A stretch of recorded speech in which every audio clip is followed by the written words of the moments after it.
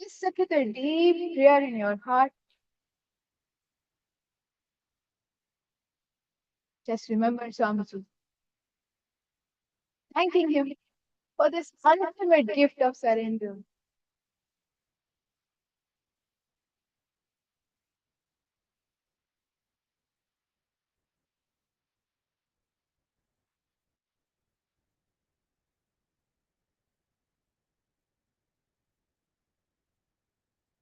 Just let this surrender become your manifestation. So if you want to know how to sit, ask Swamiji. Swamiji, how do I sit? If you want to know this loud talk is not settling down, it's too loud, just ask inside. Ask Swamiji. Swamiji, how should I quiet down? If you want to know how should I sit in this divine darshan of yours, what should I say to you? What would you want to speak with me? Just ask Swamiji.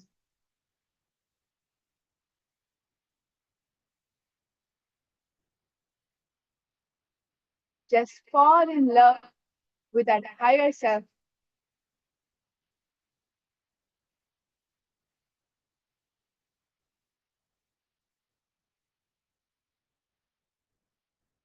Just start talking to Paramashivam.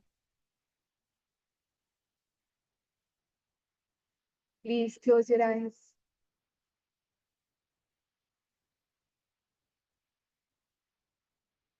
Bring awareness to your body.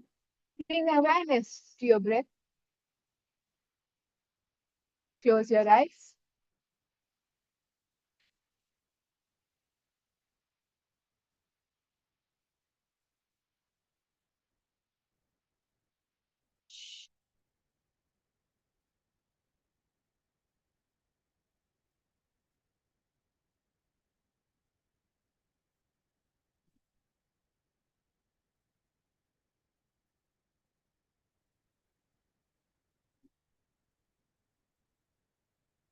Just close your eyes.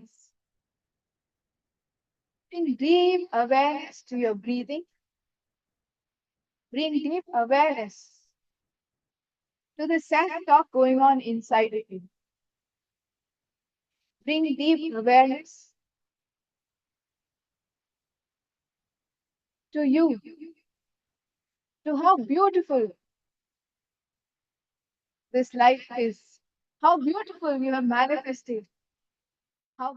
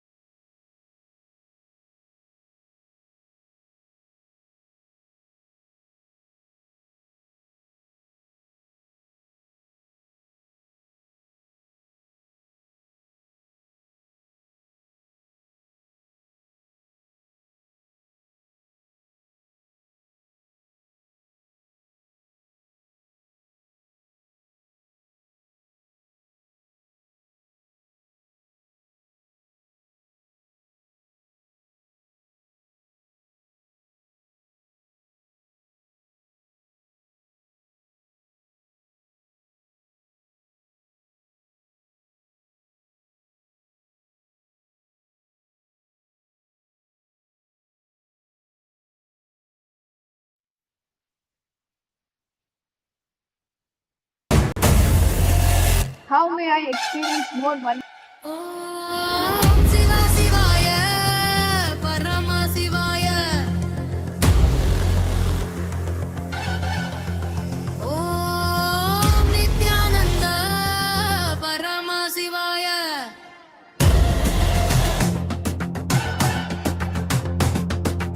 உலகாளும் ஈசனே, கையிலையின் வாசனே, ஜகத்குரு ராஜனே, என் நித்யானந்தனே. அண்டமும் பிண்டமும் அசையும் உன் கையசைவிலே, சந்திரனும் சூரியனும் ஜொலிக்கும் உன் சடை மூடியிலே, கங்கையும் வையையும் பாய்ந்தோடும் உன் வருகையிலே, என் அப்பனே ஈசனே ஏற்றுக்கொள்வாய் உன் காலடியிலே. சக்தியும் நீயே, சிவமும் நீயே, பக்தியும் நீயே, பரமும் நீயே, என் அப்பனும் நீயே, அம்மையும் நீயே, ஆதியும் நீயே, அம்மையும் நீயே. அடி பணிந்திடுவே உன்னடி சரணம் சரணம்.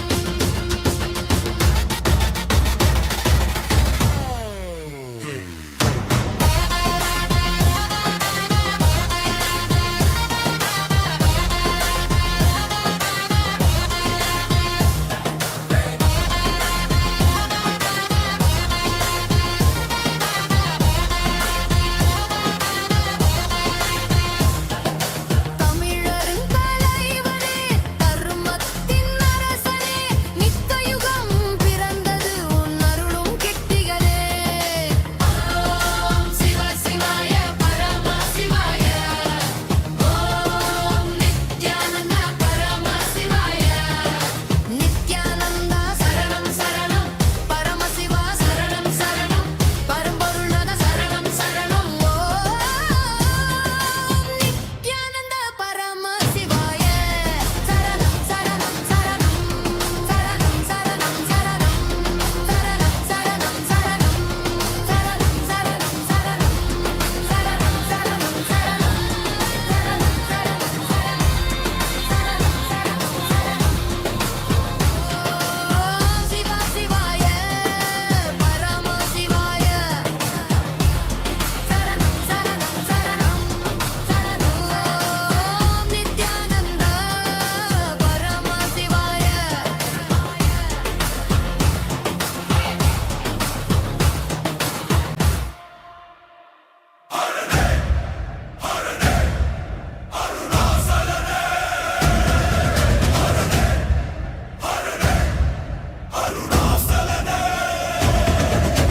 ಶಿವನೇ ಶಿವನೇ ನಿತ್ಯಾನಂದನೇ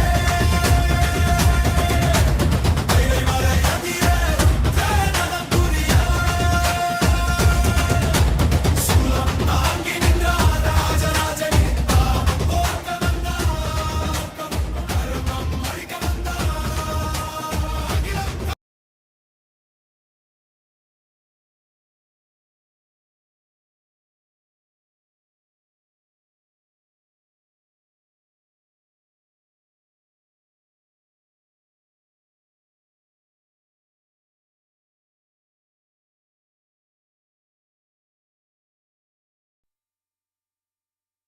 Nithyanandam, Kailasa welcomes you all to the Nityotsava celebrations. Puja is where we mirror our brains with the powerful neurological activity of the Supreme Pontiff of Hinduism, Bhagavan Sri Nithyananda Paramashivam, who is the ultimate manifestation of Paramashiva. Here, in this auspicious moment of space-time, through this puja, we will access the higher vertical time zones. Let us now offer our heartfelt gratitude and devotion to the Supreme Pontiff of Hinduism and all his deities in Kailasas around the world. ॐ सहस्रदलपङ्कजे सकलशीतरश्मिप्रभं वराभयकराम्बुजं विमलगन्धपुष्पाम्बरं प्रसन्नवदने क्षणं सकलदेवतारूपिणं स्मरेत् शिरसि हंसकं तदभिधानपूर्वं कुर्वन् अथ धूपः ॐ धूरसि धूर्वधूर्वन्तं धूर्वदयोस्मान् धूर्वदितं धूर्वयं वयं धूर्वामस्त्वं देवानामसि सस्मितमं वप्रतमं ज्येष्ठतमं मन्यतमं देवहूतममृतमसि हविर्दानं त्रिगुंहस्वमाक्वाः मित्रस्य त्वा चक्षुषा प्रेक्ष्येर्मा संविक्ता मा त्वाहिगं शिशुम् श्री सर्वदेवदेवी स्वरूपाय भगवते श्री नित्यानन्द परमशिवाय नमः धूपमाग्रापयामि अथ दीपः ॐ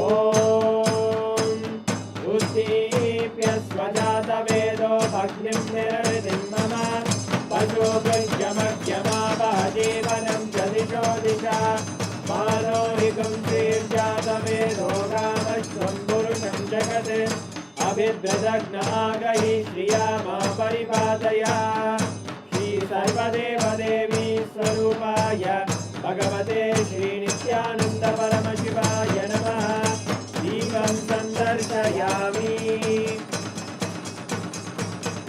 अथ नैवेद्यम् ॐ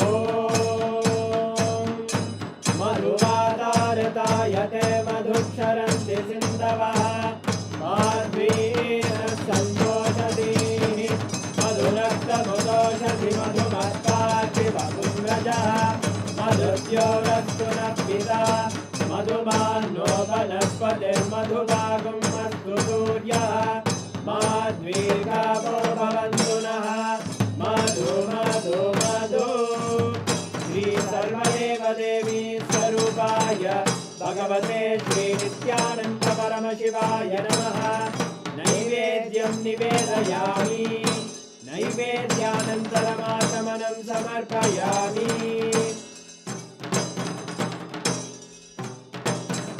नीराजनम् ॐ साङ्ग्रहण्येष्ट्यायजते इमां जनतागुं सङ्ग्रहाणीति द्वादशारक्तिरजना भवति द्वादशमासा संवत्सरः संवत्सरमेवावरुन्धे मौञ्जी भवति ऊर्वैमुञ्जाः ऊर्जमेवावरुन्धे चित्रानक्षत्रं भवति चित्रं वा एतत्कर्म कर्पूरगौरं करुणावतारं संसारसारं भुजगेन्द्रहारं सदा वसन्तं हृदयारविन्दे भवं भवानी सहितं नमामि भवं भवानी सहितं नमामि भवं भवानी सहितं नमामि श्री सर्वदेवदेवी स्वरूपाय भगवते श्री नित्यानन्द परमशिवाय नमः कर्पूरनीराजनं सन्दर्शयामि रक्षां धारयामि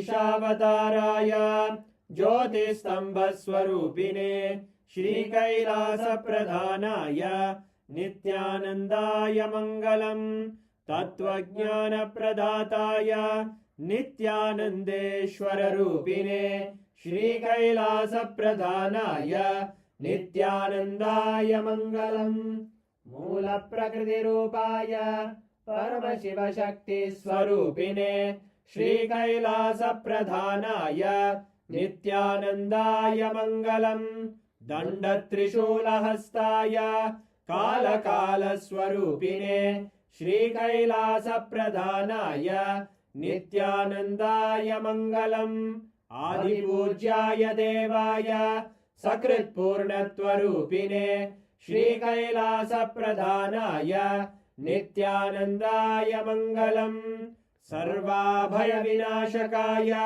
शत्रुसंहाररूपिणे श्रीकैलासप्रधानाय नित्यानन्दाय मङ्गलम् योगपट्टाभिषिक्ताय राजसन्न्यासधारिणे श्रीकैलासप्रधानाय नित्यानन्दाय मङ्गलम् सार्वभौमैकपत्याय राजराजार्चिताय च श्रीकैलासप्रधानाय नित्यानन्दाय मङ्गलम् मङ्गलम् कल्पवृक्षाय मङ्गलम् ज्ञानदायिने परमशिवाय श्रीनित्यानन्देश्वराय मङ्गलम् मङ्गलम् श्रीविद्याम्बायै मङ्गलम् कामदायिन्यै सर्वमङ्गलदात्रे नित्यानन्देश्वर्यै मङ्गलम् मङ्गलम् गुरुदेवाय मोक्षमूलाय मङ्गलम्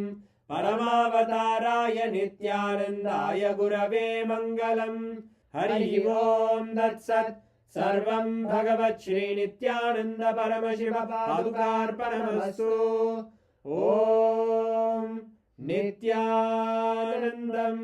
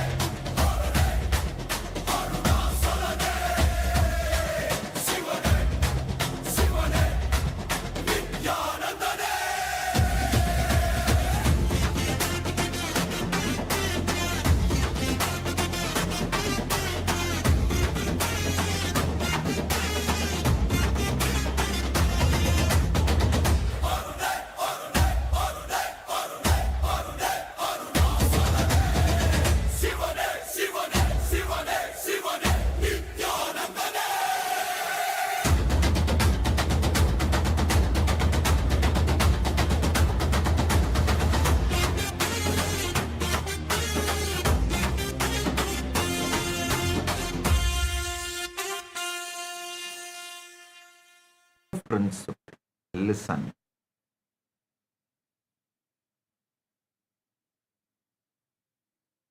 Nidra Samadhi. Consciously program your sleep into Samadhi. I wanted to repeat.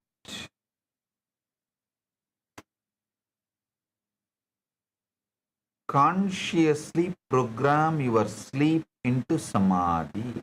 It is possible. First thing I want to tell you, you cannot avoid this process saying you don't have time. No. If I ask you to meditate even for 3 minutes, you'll say, no, 3 minutes is too much time. You don't know, Swamiji. I am too busy without business. My 3 minutes, you are asking, no. You don't have a value of our time.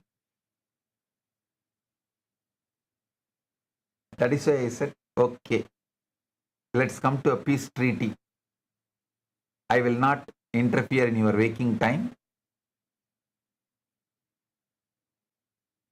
You just give me only your sleeping time.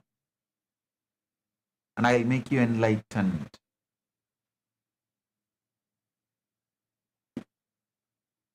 I tell you,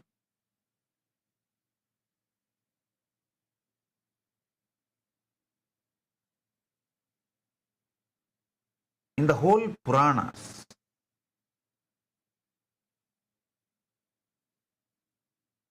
if you analyze all the 18 Puranas,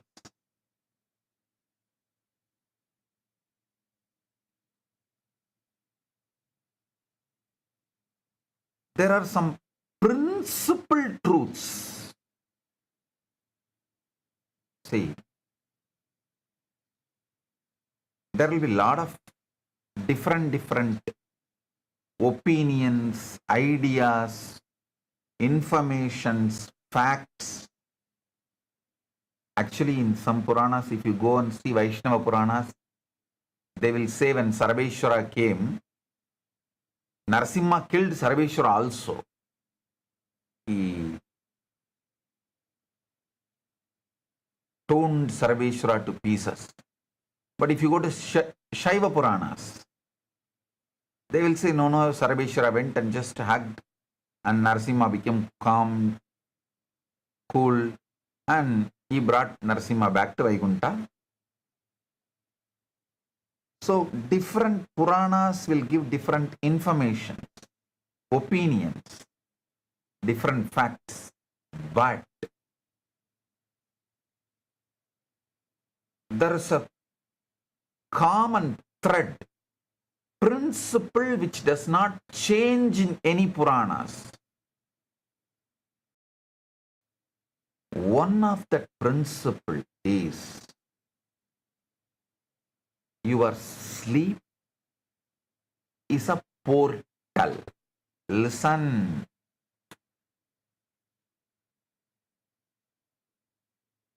In every Purana, when people travel vertical time zone, whether it is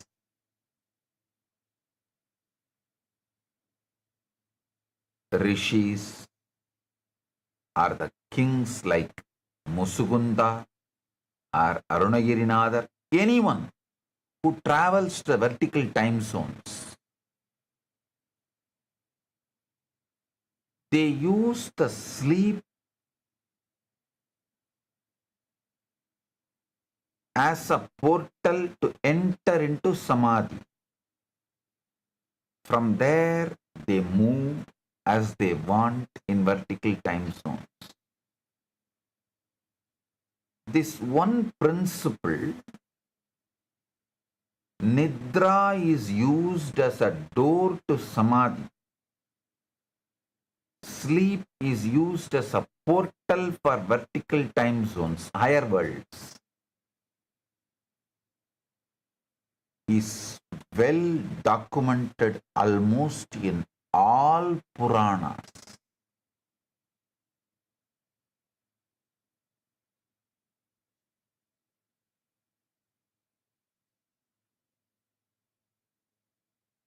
There is no Purana which does not talk about all the 18 Puranas and Upapuranas. This Nidra Samadhi is elaborately discussed. So listen. I give you step-by-step method how you can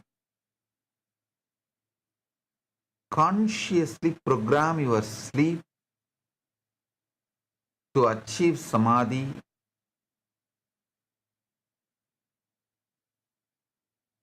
Your waking mind guards your old beliefs fiercely and keeps you engaged, entertained in endless distraction.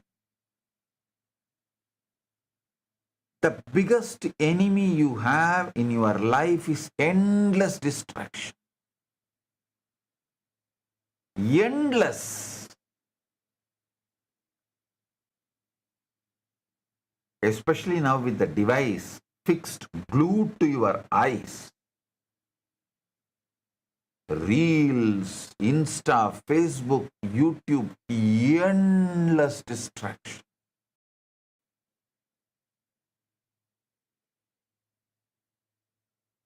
That is why I still prefer receiving spiritual knowledge through books.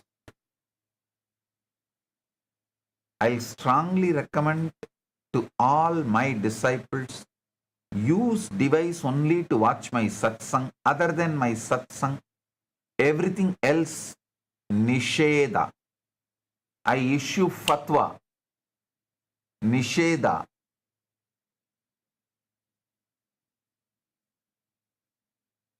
For using device other than satsang.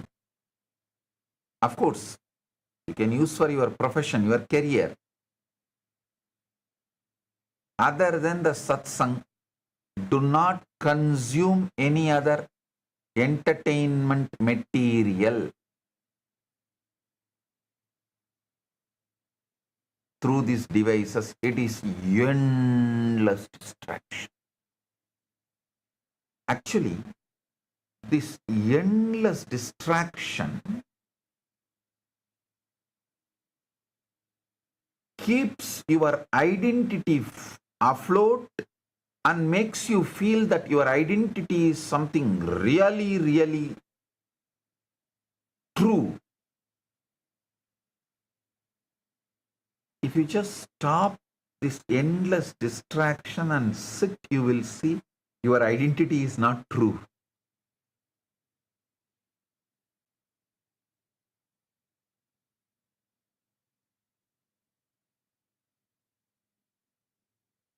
You are afraid to face the truth.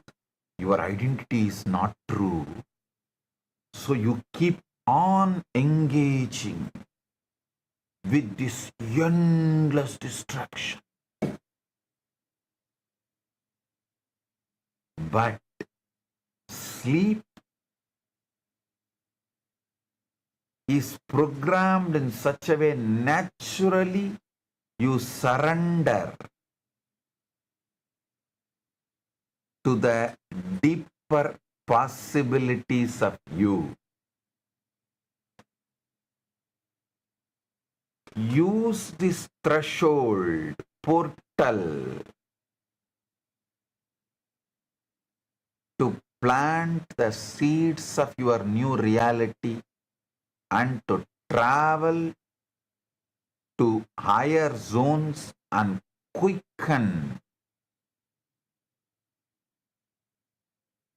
the process of manifesting the new reality you want. See, you can use your sleep for three things. One, you can sow the seeds of the new reality you want. And quicken that seed becoming tree and giving fruits. Above all, you can use your sleep as a portal to achieve enlightenment. All these three can happen.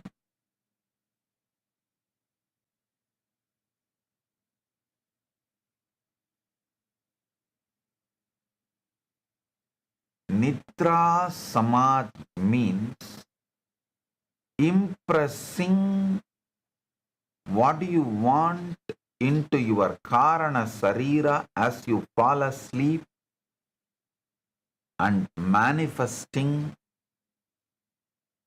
from your source. Sama Adi means becoming one with source. Adi means source. Sama Adi means becoming one with source. See, by becoming one with source, it doesn't mean you should not have any desire or enjoy anything. You can enjoy anything you want and be in that ultimate bliss in oneness with Paramashiva. Both are possible, allowed, encouraged.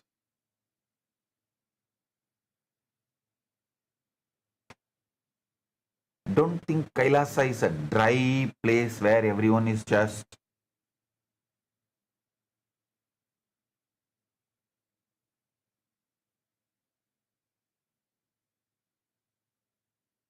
sad, morose, serious, almost like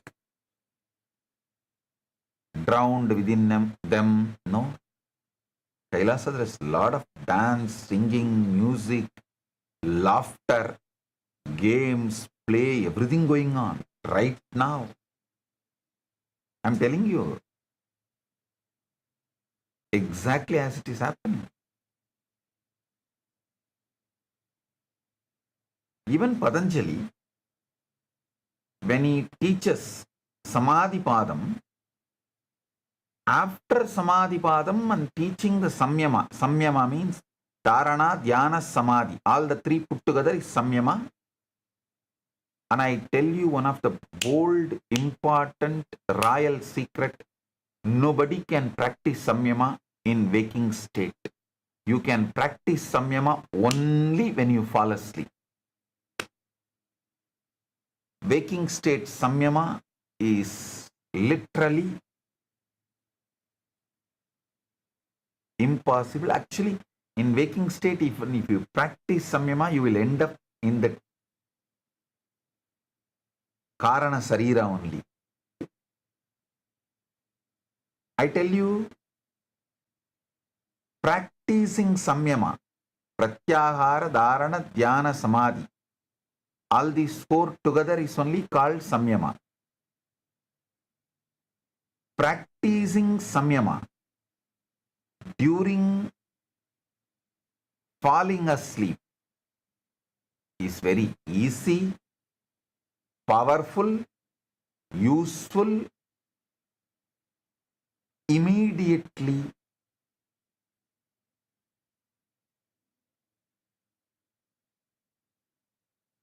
possible.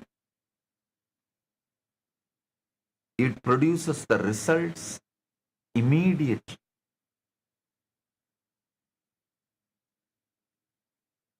I give you one example. See, you repeat a short phrase or a scene or core bhava.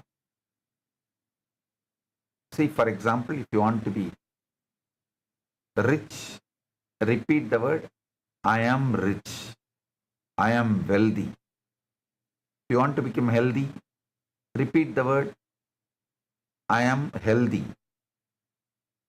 Or you can create a core bhava where you are healthy, wealthy, having all those people whom you want. With enlightenment, you are living it. You are enjoying it. Create that core bhava, scene. Visualize that as you drift off, fall asleep, enter into the sleep portal, allowing it to sink into deeper consciousness without effort. You are not forcing belief, you are letting your mind absorb something while deeply relaxed and especially unguarded. Your Karana Sarira is most receptive right before sleep. At that threshold, the critical logical part of your brain shuts down. I should say, the negative conformational bias zone shuts down. And whatever you hold in consciousness at that moment carries into your Karana Sarira more easily. The key is radical simplicity. Don't look long affirmations or complex words, just one visualization.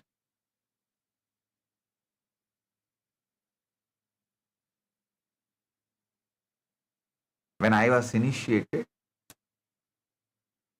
into this process by Arunagiri Yogeshwara, he just told me, just remember you, me, you, that's all.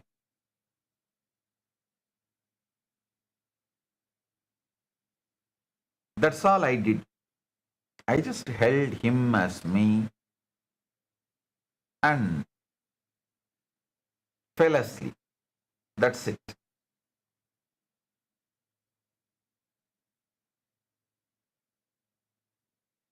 It was so natural for me because I already saw him and I was in deeply love with him.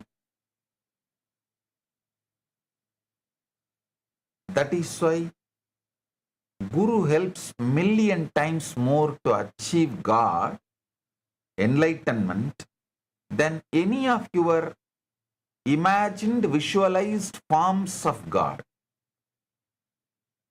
Guru helps you million times more easily. Million times more Guru helps to achieve enlightenment than any calendar painted God. Because with Guru, the relationship becomes natural. See, for me, if I have to visualize I am Paramashiva at that time,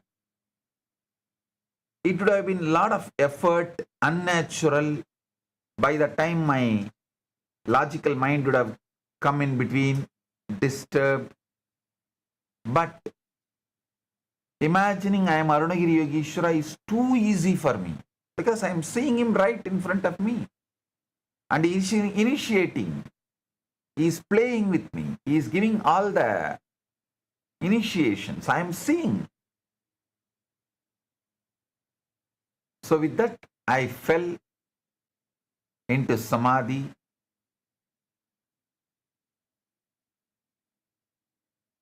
Listen. Goal is not excitement or emotional intensity. The goal is familiarity and normalcy. See, many of the Western manifestation methods constantly teach you to be intense, excite, The truth is completely the other way. You don't need excitement, emotional intensity. You just need familiarity and normalcy. I can give you just two words. Know it and feel it normally. Anything you know it and feel it normally as a normalcy, you will manifest it. You know the Guru is your normalcy. Unlike Western type of daytime affirmations, Nidra Samadhi does not require intense focus or emotional charge. If you are trying too hard, you are working against the process. Actually, the visualization you use should feel almost normal and boring. It's like a regular. That boredom means your mind is accepting it as a normal. Understand? Don't underestimate boredom. If you are bored of something, means mind is actually accepting it as a normal. Look at the boredom from the other way. Anything your mind accepts as a normal, it gets bored.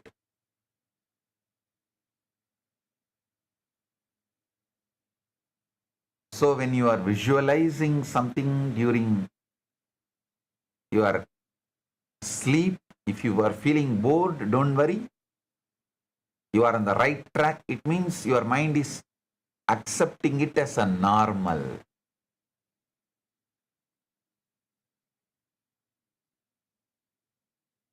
So you can choose either Guru or some simple form of Paramashiva which you can relate, like your Ishta Devata.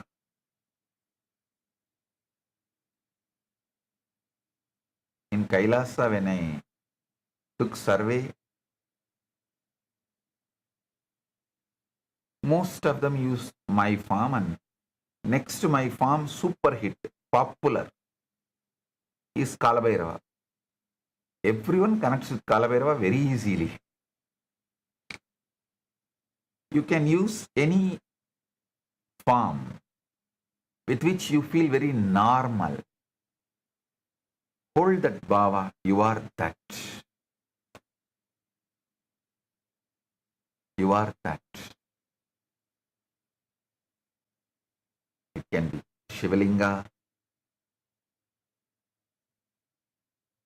Guru, Shivalinga, Kalabhairava, any form with which you feel very normal, almost boring. Nothing wrong in boring, feeling bored. Feeling bored means your mind feels it is normal. So hold that and fall asleep. That's all.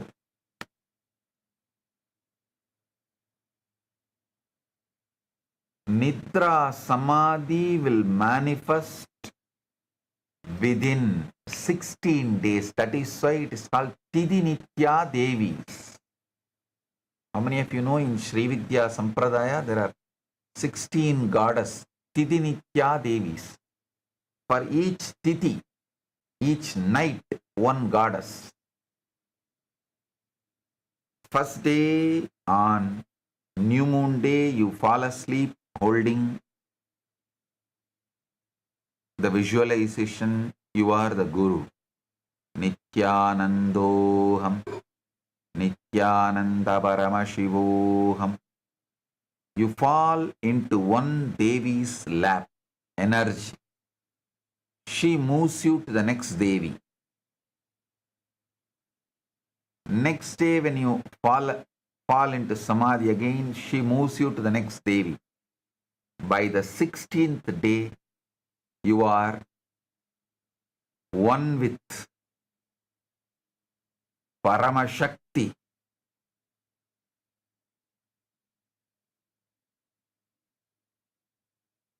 Paramashakti is Paramashiva himself. There is also one more method called Purascharana. You repeat certain mantra or Mahavakya when you fall asleep. Within that 16 days, you will manifest.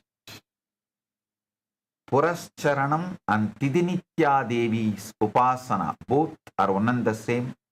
The essential secret of that only I am giving it here as Nidra Samadhi. One of the devotees asked, should I learn Sri Vidya? I said, nothing is needed. If you just follow this Nidra Samadhi, that's enough. Usually people, especially in the initial level, wants something new, exciting. Like they use spirituality also for their endless distraction. They try to use spirituality also as an entertainment. Even if it is little boring, just do this one process, Nidra Samadhi. Actually, when you do the Nidra Samadhi process, feeling bored is good because the mind has accepted it as a normal. Now it will simply manifest.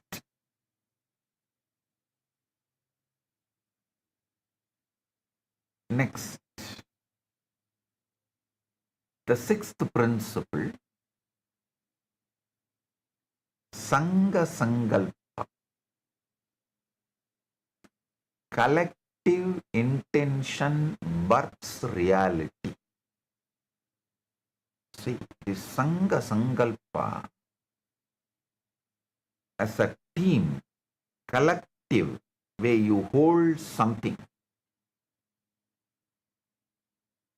that intention immediately manifests. I tell you, in Sangha Sankalpa, creating collective consciousness, 1 plus 1 is not equal to 2, 1 plus 1 is equal to 11. Collective intention births reality. When many minds unite in the same intention with the same bhava, they create a field of certainty, so concentrated that reality bends to match it. Sangha Sankalpa is multiple people holding the same conscious intention and bhava simultaneously. Listen. Instead of one mind holding an outcome, many minds collectively hold that exact intention together. When many minds hold,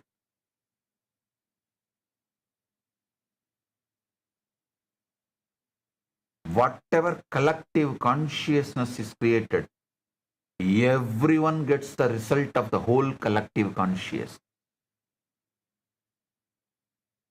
Listen. For example, 100 of you put $10, it becomes $1,000. That $1,000 only 1 or 2 persons can enjoy. That also by dividing. All 100 people who put $10 cannot enjoy the whole $1,000. But the maths in the Sangha Sankalpa is different. If all of you, 100 of you, sit together and spend 10 minutes holding one outcome. The collective consciousness generated by all the 100 of you, all 100 of you enjoy it, get the fruit, because it is an energy generated. Energy generated can be experienced, enjoyed, utilized by all 100 at a time. In the energy maths, if 100 of you put $10 and make $1,000, all 100 can enjoy the $1,000 at a time. The energy math is different. Shared attention creates shared expectation. Shared expectation influences the behavior, decisions, and outcomes across a group. When people unite in intention, their frequencies and bhavas align emotionally and mentally. This alignment creates tangible certainty radiating from the group. The outcome feels more real, possible, and inevitable, not just to one person but to everyone. Sangha Sankalpa works best when the core intention is simple and clear. Overly detailed or emotionally charged scenes fragment focus and dilute collective power. Simplicity keeps everyone aligned in the same bhava. This can be used in our temples, group prayers, group meditations, group manifestation circles, group intention circles, group healing meditations, and team goal setting. See,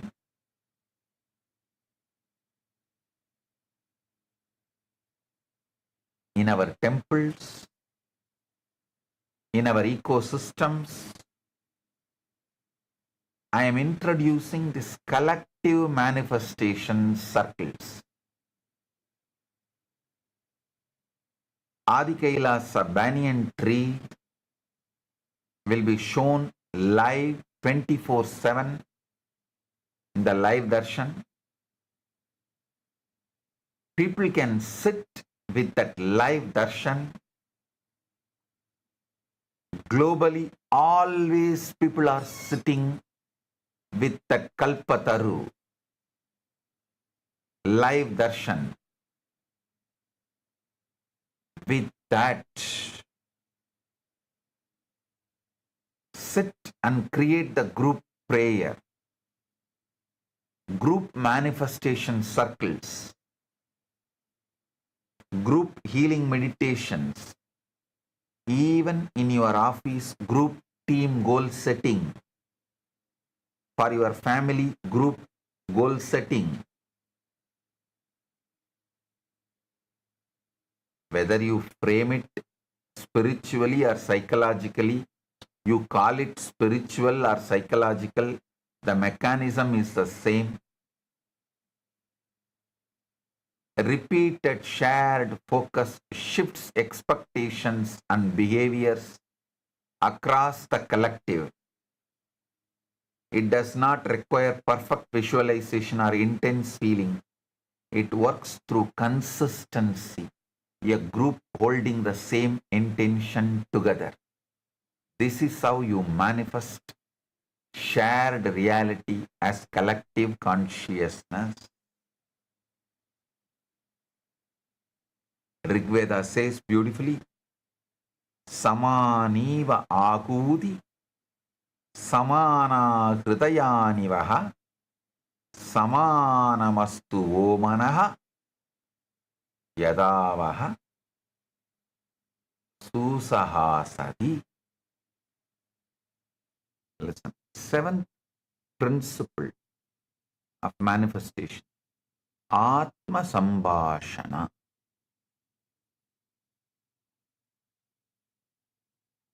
Your inner talks writes your reality. Listen. Your inner talks writes your reality. Your silent inner dialogues are not harmless thoughts. They are blueprints your body and reality use to construct your experience. Society brainwashes you. Only the thoughts uttered and heard by others are meaningful, but your silent inner thoughts are harmless and has no meaning, no impact. No. Actually, your silent inner dialogues are the blueprints your body and reality is using to construct your experience of life. Atma Sambhashana is the silent dialogues you have with yourself when alone. These include imagined arguments, rehearsed explanations, self-criticism or dialogues that never actually occur. Your imagined arguments, rehearsed explanations, self-criticism are dialogues that never actually occur. These inner dialogues run constantly. Most people never notice them. Your mind treats these inner dialogues as real experiences. When you replay an argument in your head, your body reacts as if it is happening. When you imagine approval or rejection, your nervous system responds identically to real life. Over time, these dialogues form deep expectation, confirmational bias. If you constantly imagine people misunderstanding or judging you, your mind assumes that is how people respond.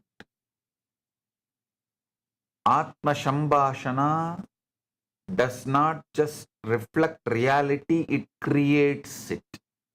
Atma Sambhashana actively creates your reality. The mind does not distinguish between imagined and actual interaction. I can give you 100 examples. Imagine as if you are having a fight argument with your enemy. You all know the most intimate enemy in your life. Imagine you can see clearly pulse going up, blood pressure going up, and all the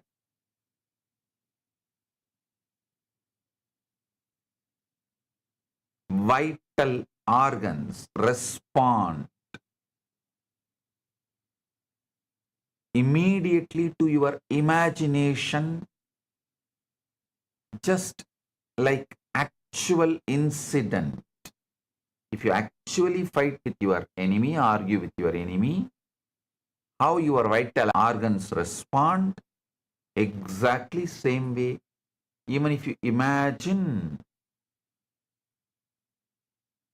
your arguments, interactions, the vital organs respond, react exactly same way.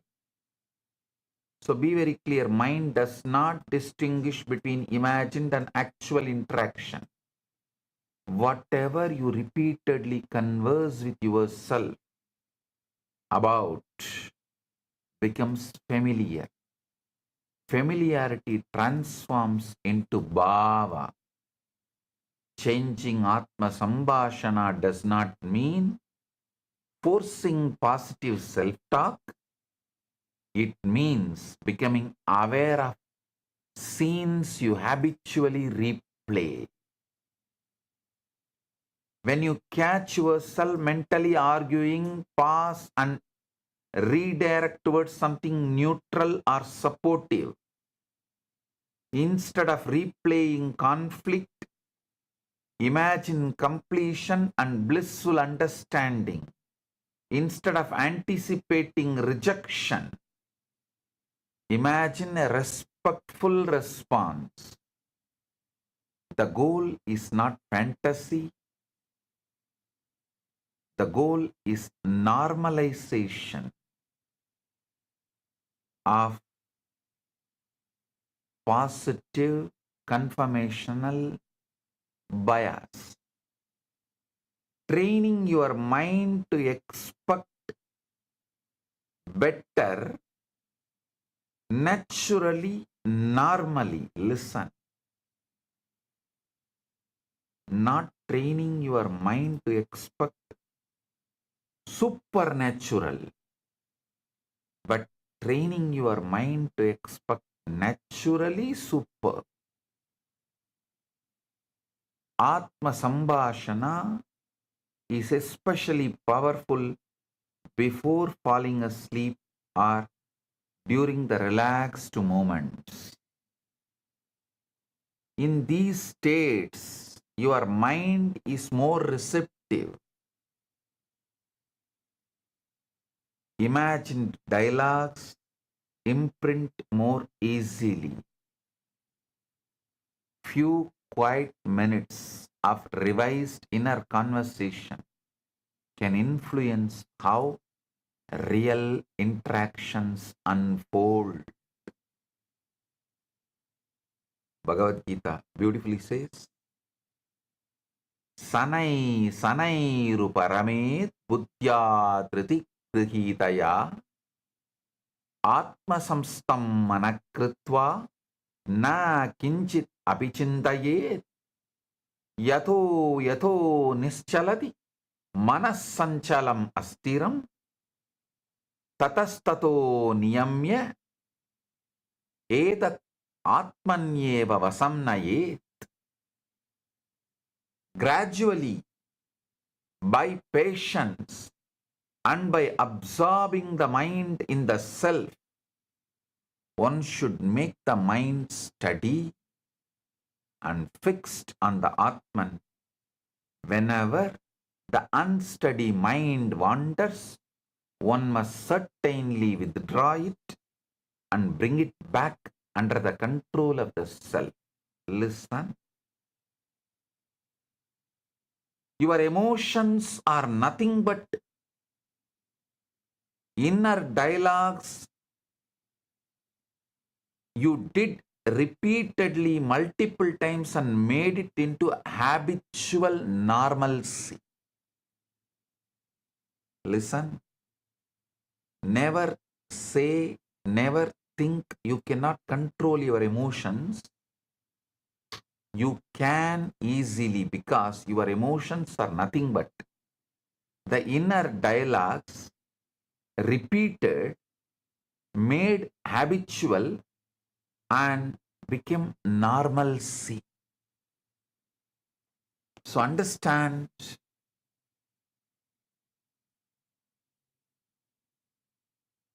a few quiet minutes of revised inner conversation can influence how real interactions unfold.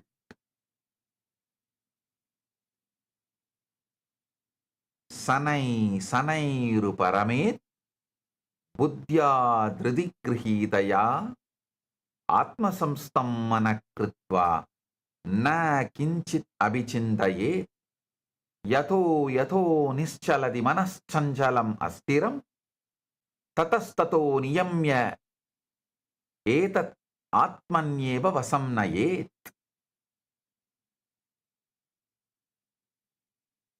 So understand,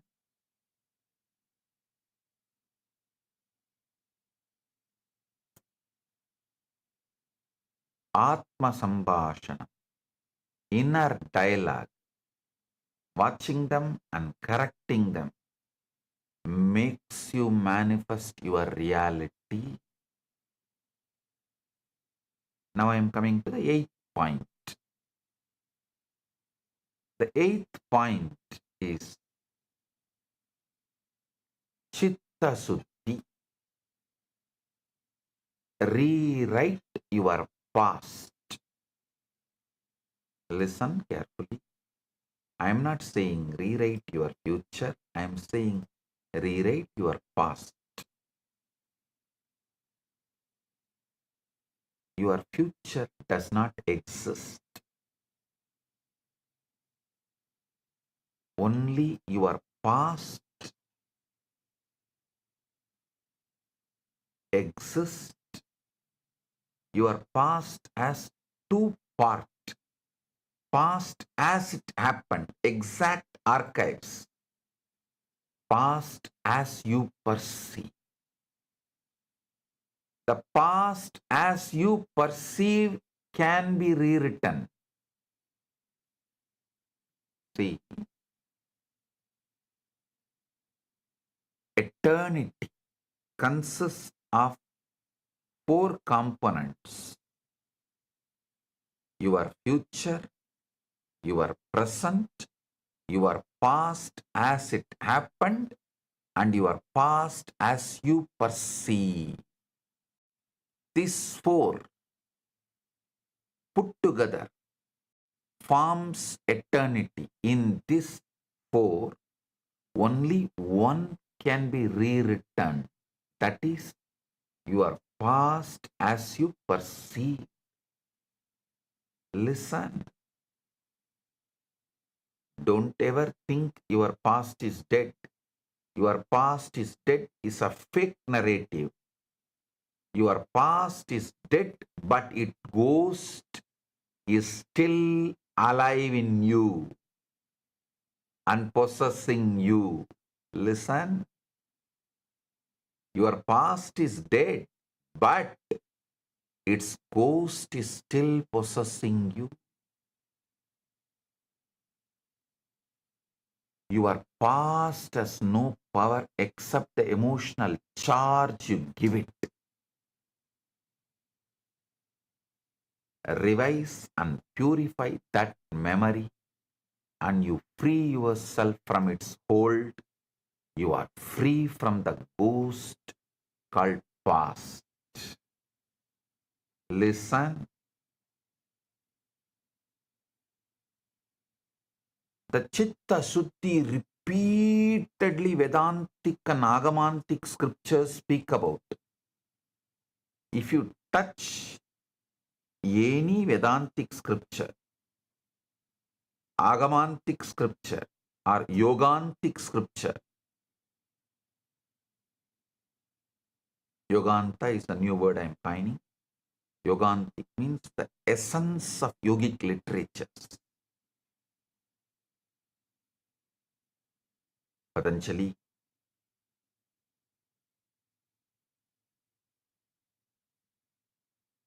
or the Hatha Yoga literature, whether Vedantic scriptures or Agamantic scriptures or Yogantic scriptures, I tell you honestly, at present, globally, what people think and understand and know about Hinduism is just these three sampradaya: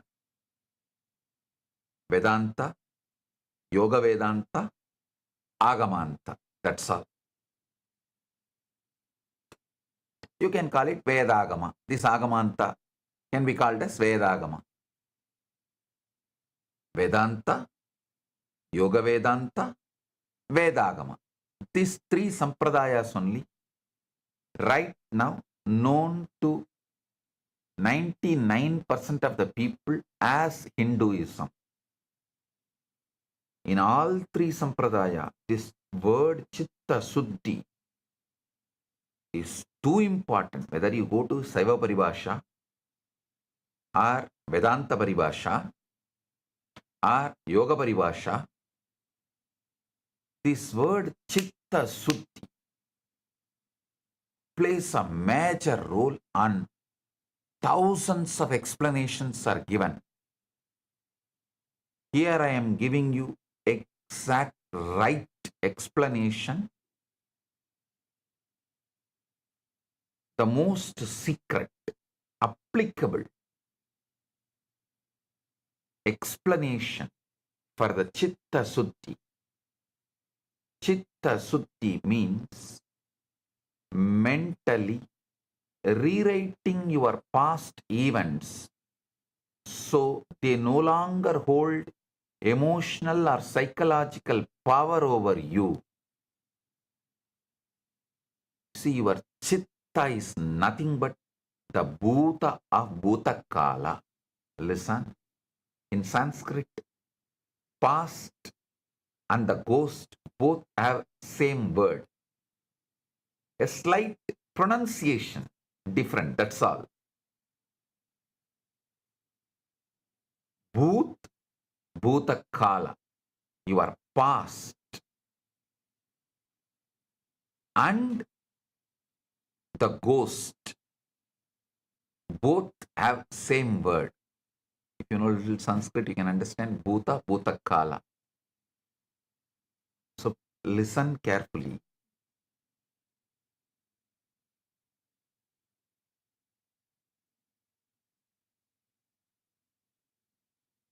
Your chitta is nothing but the ghost of the past, that's all.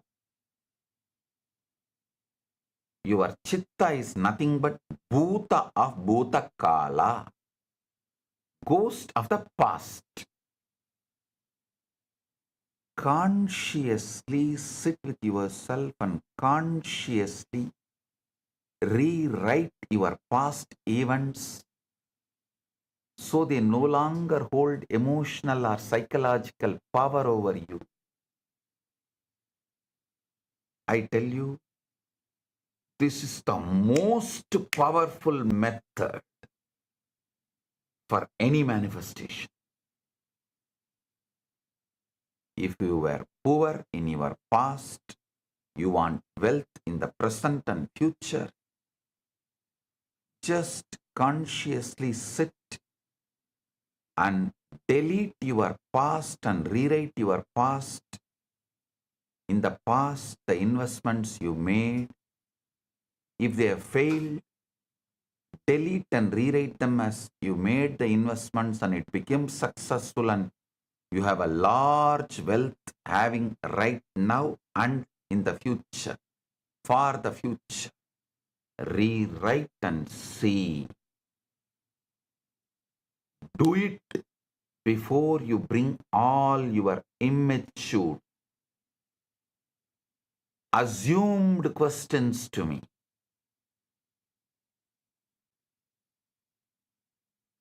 Assumed questions are useful for troll. Assumed questions can be useful to make troll material. At the most, you will get few thousand views, likes, and few dollar from that views and likes. But if you do what I am saying, you will make millions and billions. Do it. Sit and delete and recreate your past. Rewrite your past. If you lost a relationship, sit and delete your past exactly the moment you lost and rewrite, recreate as if you still have that person with you in your life.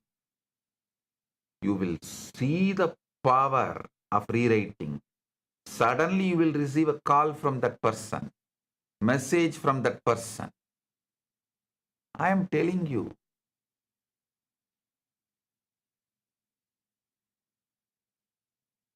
Chitta Suddhi,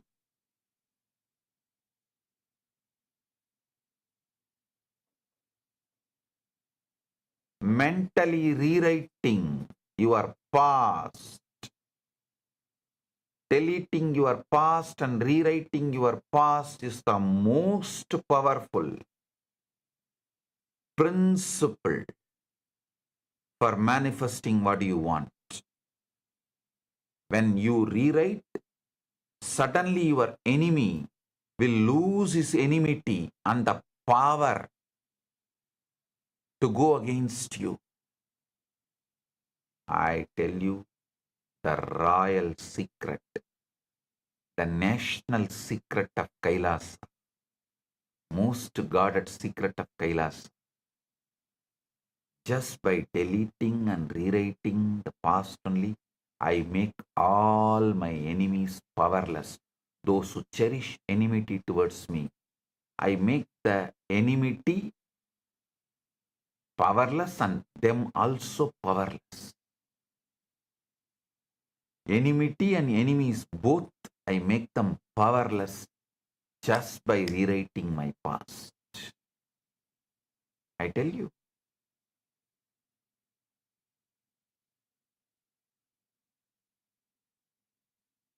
You are deleting, recreating and changing how your chitta stores and remembers your past. Mind does not store events as objective facts. It stores them as your emotional conclusion. What stays active is not what happened, but the meaning you concluded from it. Chitta Suddhi updates and transforms. That conclusion, most people unknowingly relive their past constant. The pain body goes on producing pain body in the present and the future. When you rewrite your pains and make it into bliss, you reproduce the bliss in the present and future. So listen, most people unknowingly relive their past constantly.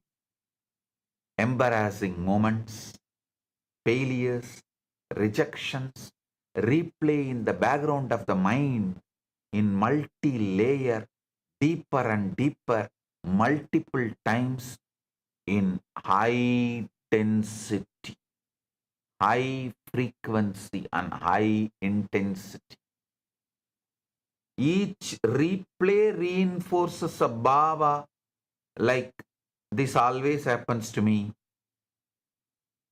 Why only for me? Why I am not the chosen one?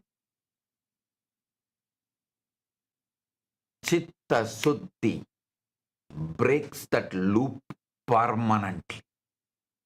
Recall the past even briefly, then replace it with how you wish it had unfolded. I can tell you, you can gain all the years you lost.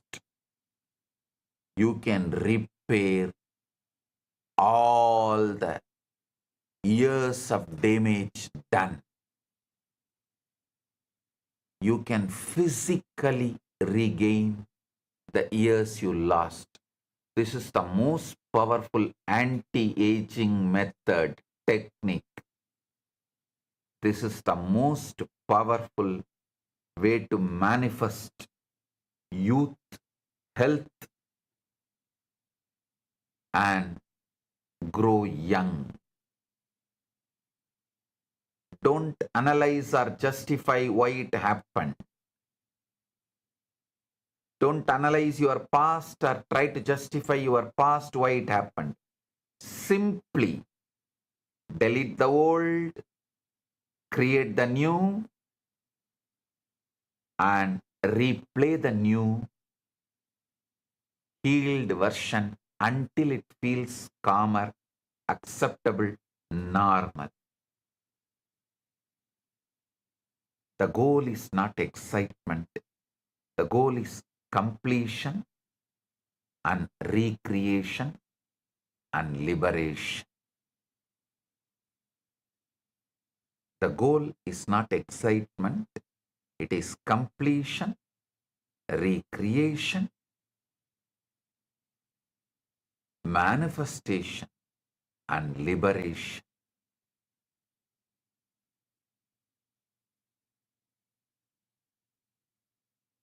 Understand? When the memory no longer triggers shame, anger, or sadness, it has worked.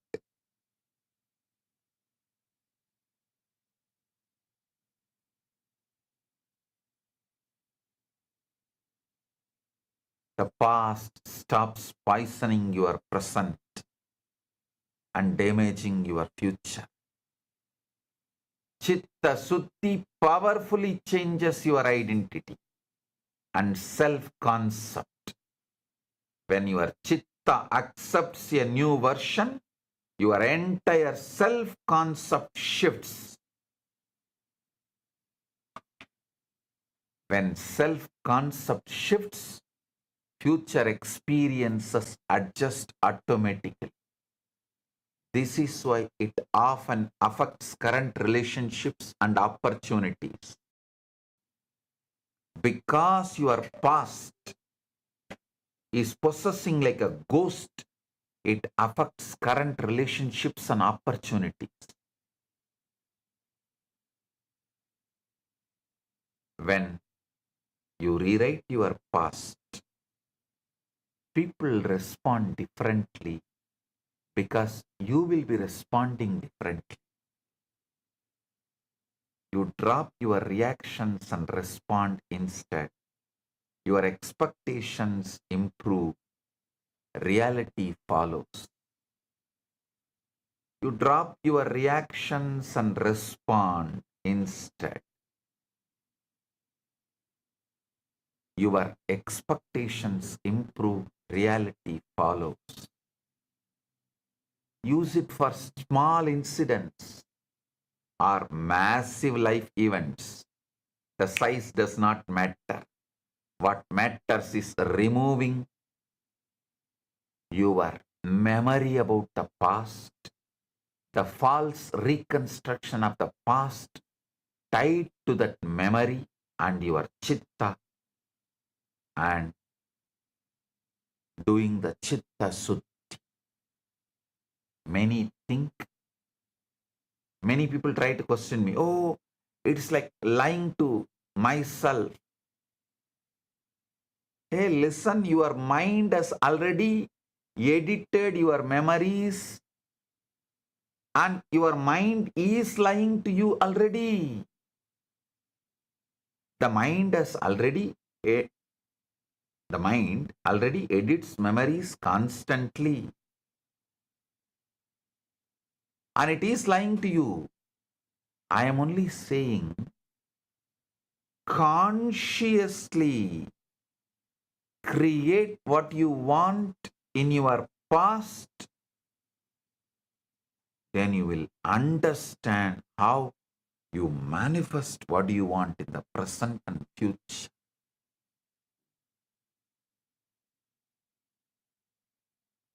Yoga Vasishta beautifully says in Sthiti Prakarana chapter 3 verse 9, Na anubhute cha swataha chit vyomniya smritihi sa jagadbhuhu iti prauda drishya sa asti eva chit prabha.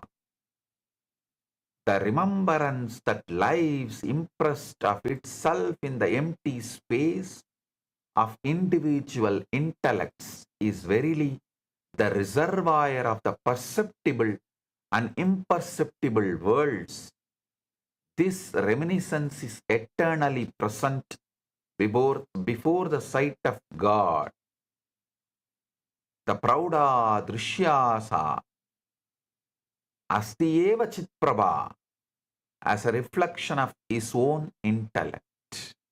Listen. Deleting the past and rewriting the past is the most powerful technique, method. I tell you, this is the most powerful method.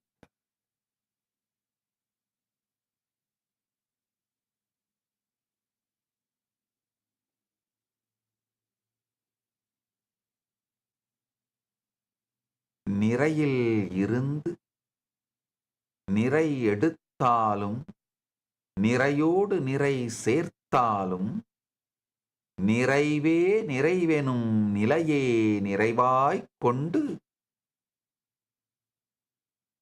நிறைமதி சூடி நம் நினைவு மதியில் நிறைந்திருக்கும் நிறைவு மதியான் நிறைந்த நிலைத்த நிம்மதி தருவான் பரமசிவ பரம்பொருளின் நிறைமதி ஞான ரகசியத்தை நிறைவாய் குறைவு இலாது சொல்லுகின்றேன் கேளுங்கள்.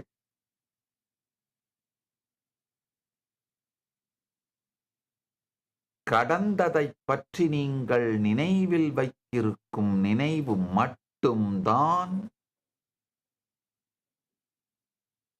உங்கள் வாழ்க்கையில் இருக்கின்ற உங்களை பிடித்த மிகப்பெரிய பிசாஸ். நித்தியம் என்பது உங்கள் கடந்த காலம், நிகழ்காலம், எதிர்காலம் மற்றும் கடந்த காலத்தை பற்றி நீங்கள் வைத்திருக்கும் நினைவுகள். இந்த நான்கும் சேர்ந்ததுதான் நித்தியம். இதுல உங்க எதிர்காலத்தை உங்களால ஒன்றும் பண்ண முடியாது, ஏன்னா அது இன்னும் அது நடக்கல. உங்க நிகழ்காலத்தை நீங்க ஏதாவது செய்யணும்னு நினைச்சு முயற்சி பண்ணும் போதே அந்த நிகழ்காலம் கடந்த காலத்துல மறைஞ்சு போயிடும். நிஜமாக நிகழ்ந்த கடந்த காலத்தை ஒன்றும் பண்ண முடியாது. ஆனா கடந்த காலத்தை பற்றி நீங்கள் வைத்திருக்கின்ற மெமரியை அழித்துவிட்டு புதிதாக எழுத முடியும். அதுதான் சித்த சுத்தி. கடந்த கால நினைவுகளை அழித்துவிட்டு மீண்டும் எழுதுவதான சித்த சுத்தியை செய்யுங்கள்.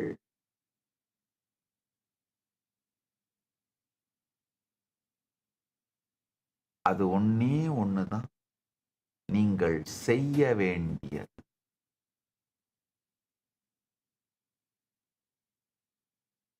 கான்ஷியஸா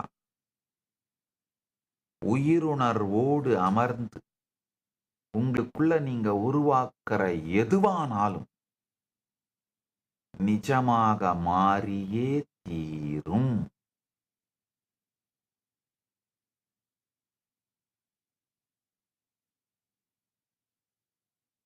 இதுதான் நீங்கள் நினைத்ததை நிஜமாக்கும் நிஜமான சத்தியம். As the ultimate manifestation of Paramashiva's Lingamurti, I bless you all with Paramadvaita.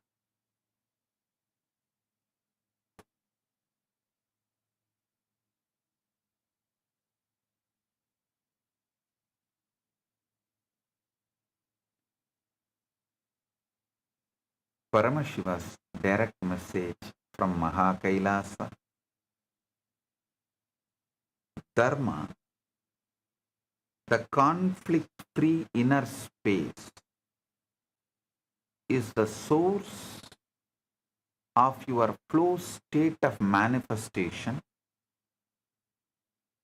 which manifests Artha and Kama. Listen. Dharma, is the conflict-free inner space. That is the source of your flow state of manifestation. So from there, manifest artha and kama, what you want, and the methods to achieve what you want.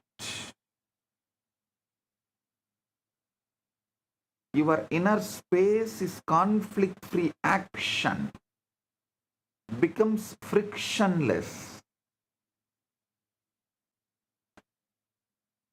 The state of manifestation, listen, the state of manifestation is dharma. Dharma means conflict-free inner space. When your inner space is conflict-free, action becomes frictionless. When action becomes frictionless, manifestation becomes powerful. When manifestation becomes powerful, reality starts responding to you immediately. The highest manifestation does not happen by struggling with life. Highest manifestation happens when you are in such deep inner alignment.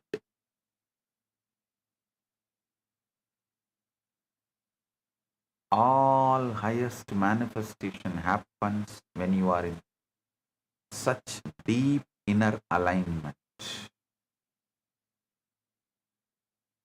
Actually, when you are in deep inner alignment, life becomes romance. Listen carefully. If there is conflict inside you, even small action becomes suffering. If there is no conflict inside you, even great action becomes play. That is why I am defining this whole subject, the whole truth in one line. Flow state is frictionless action born out of conflict-free inner space. This is the whole truth. Understand this one truth, you have got this whole satsang.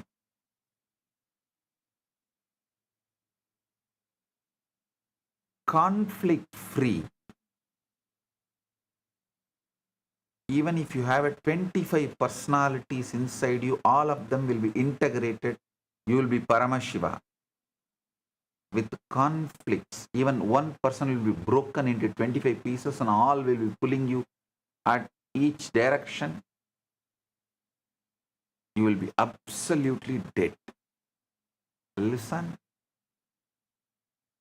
Krishna demonstrated this one truth.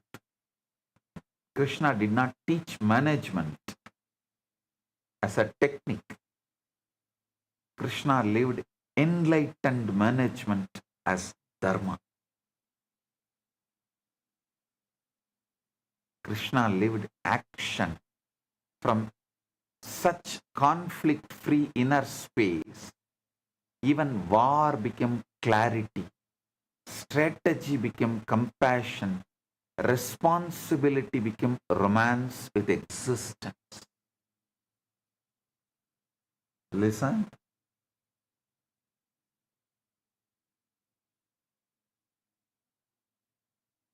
Even in the worst chaos, he was in the best order. Krishna lived action from such conflict-free inner space.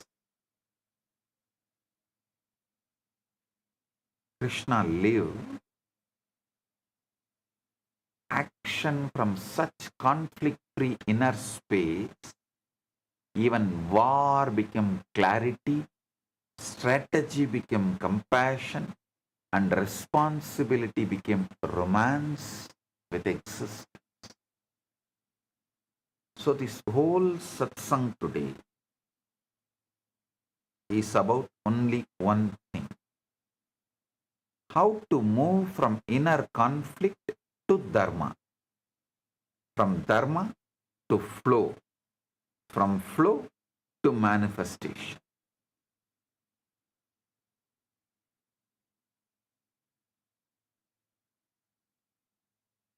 What flow state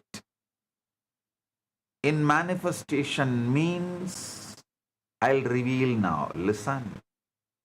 First, understand what flow state in manifestation does not mean. Then you will understand what it means. It does not mean sitting idle and expecting reality to obey you. It does not mean constantly checking whether your manifestation has happened. It does not mean forcing action from insecurity and calling it intensity. It does not mean fear inside and affirmations outside. It does not mean anxiety in the being and trust in the language. All this is inner conflict. Inner conflict is the only reason manifestation becomes delayed, distorted, and diluted. The flow state of manifestation means your thought current, your emotional current, your life energy, your action current all move in one direction.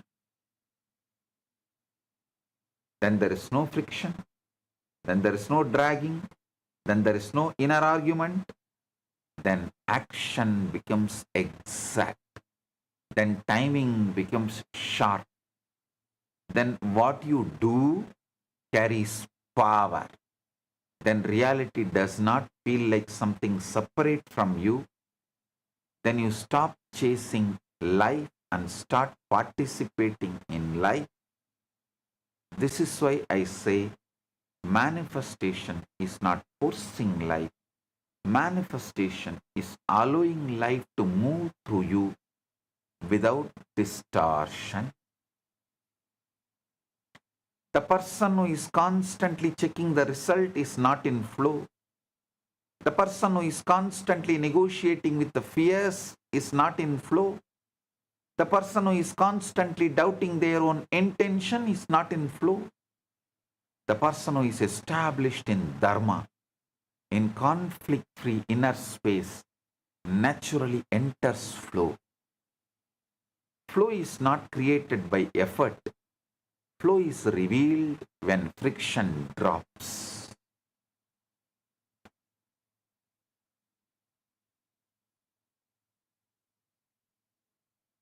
Listen.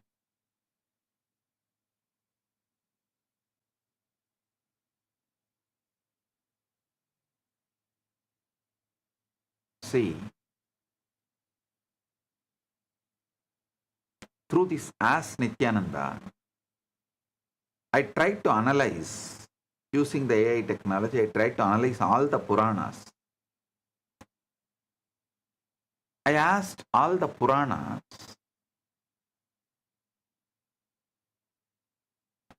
the stories which are presented in all Puranas without any alteration or without any factual change. Only 5 things came out.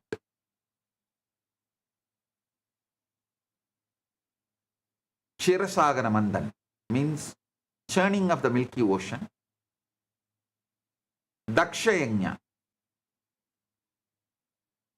Rama Ravana Yuddha, Krishna Mahabharata war. That's all.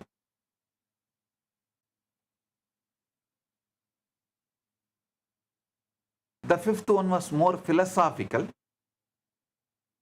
like Brahma and Vishnu searching the head and feet of Shiva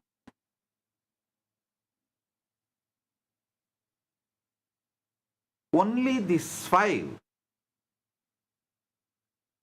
without any distortion, alteration, opinion,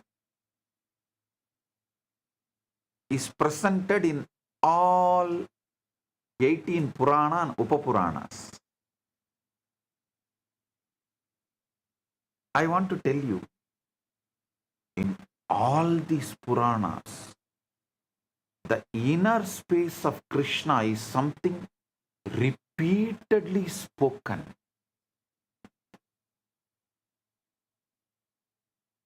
So today what I am describing is directly the inner space of Krishna. Dharma, the conflict-free inner space. I want to tell this one very important truth. Dharma is not first a moral commandment. No. Dharma is first an inner space. Dharma is conflict-free inner space. The moment you understand this, spirituality becomes existential, experiential. Dharma is not something imposed on you from outside. Dharma is something awakened in you from inside. All suffering is nothing but the friction of inner conflict.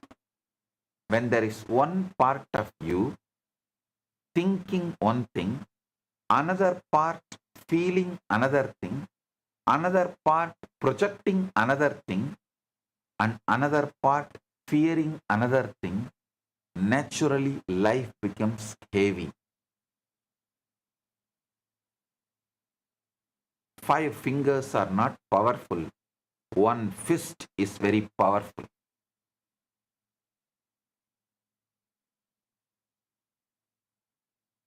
Disorganized majority is not powerful. Organized minority is powerful. Be very clear. Oh Hindus, don't be thinking you are majority because you are majority, you are powerful. No. 5 fingers are not powerful. One fist is powerful. When there is one part of you thinking one thing, another part feeling another thing, another part projecting another thing, and another part fearing another thing, naturally life becomes heavy. This heaviness is what you are calling stress. This heaviness is what you are calling confusion. This heaviness is what you are calling delay. This heaviness is what you are calling lack of flow. Understand very clearly. The problem is not action. The problem is conflict carried into action. Once the conflict drops, suddenly the same life is experienced in totally different way. You attract different situations. You respond in a different way. You carry a different energy signature. You carry a different energy structure. This is why Dharma is not theory. Dharma is the most practical intelligence. The person established in Dharma does not merely behave better.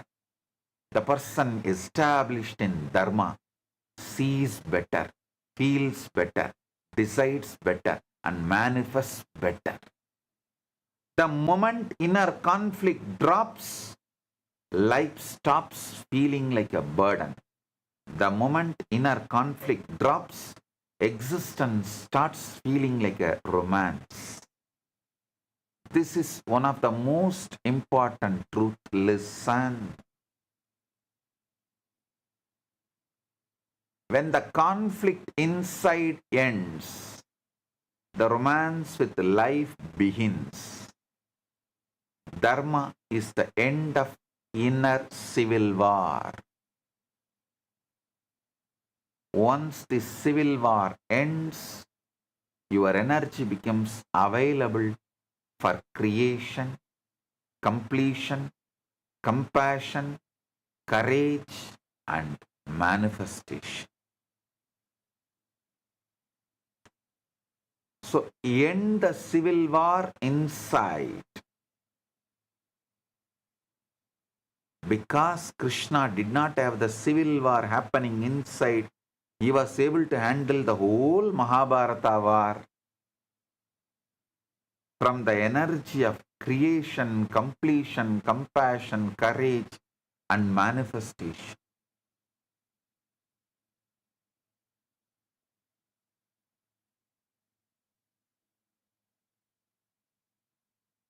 I'll reveal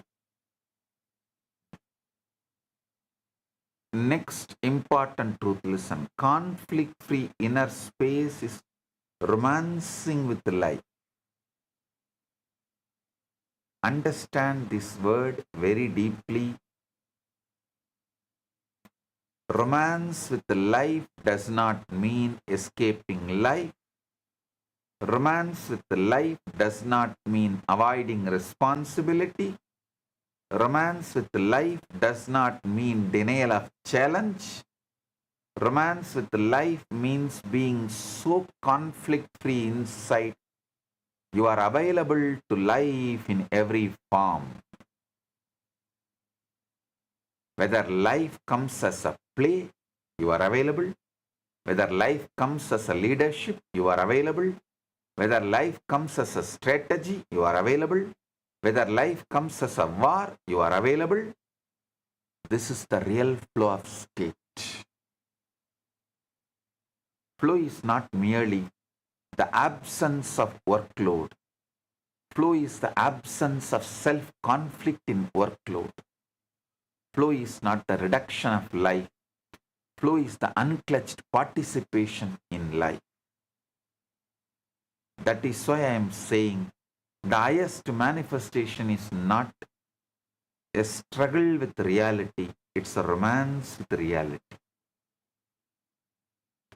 Understand these few truths very deeply. Do not struggle with life when you can romance with life. The one established in Dharma does not carry life as a load, but lives life as a love affair with existence. Flow state is not the speed of action, it's a purity of inner space behind the action. When you are unclutched, life becomes music. When you are in conflict, even blessings feel heavy. When you are in Dharma, even challenges become choreography. Listen. Krishna declares in Bhagavad Gita, Yogastha kurukarmani sangam tyaktva dhananjaya siddhi asiddhayo samabhutva samatvam yoga uchyati.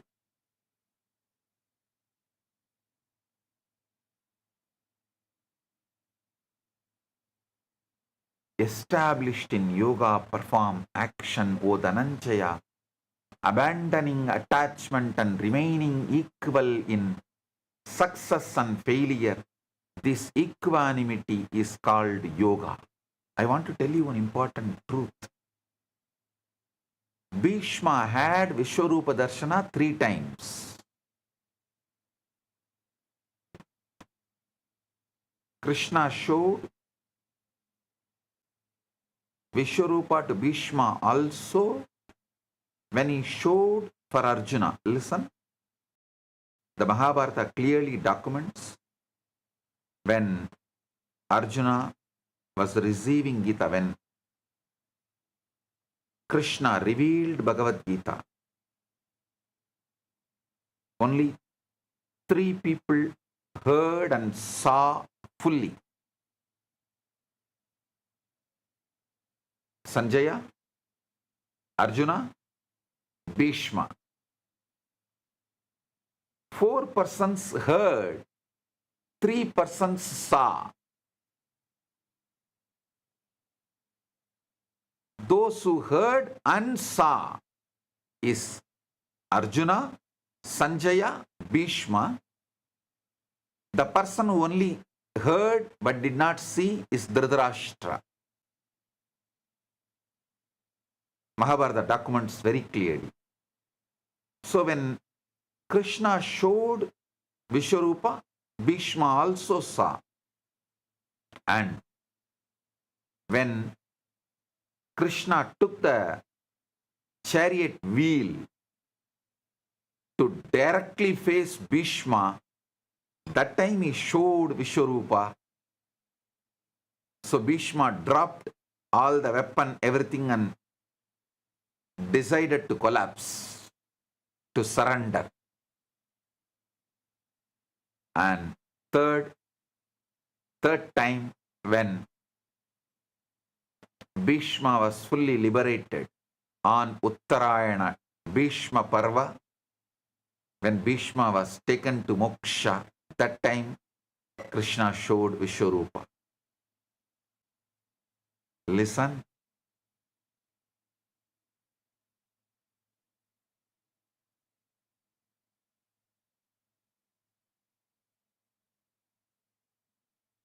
All three different situations.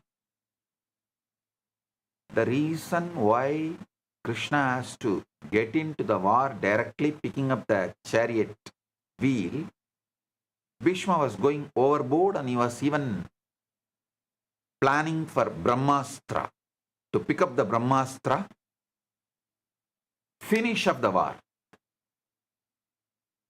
Then Krishna has to enter into the scene? No. Srishti nashta ho gaya. No. That cannot happen.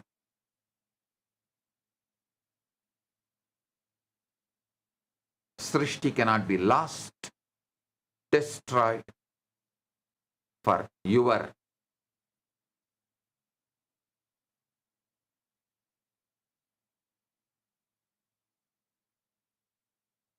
feelings or the side you have adopted. The last, before liberating, Krishna shows Vishwarupa. Then Bhishma, from the deathbed, the bed of arrows, he sings Vishnu Sahasranama. Vishwam Vishnur Vashatkaro Bhuta Bhavyabhavat Prabhu Bhutatma. He continues the whole Vishnu Sahasranama. That was the time Krishna tells Dharmaraja to receive all the lessons of Dharma from Bhishma.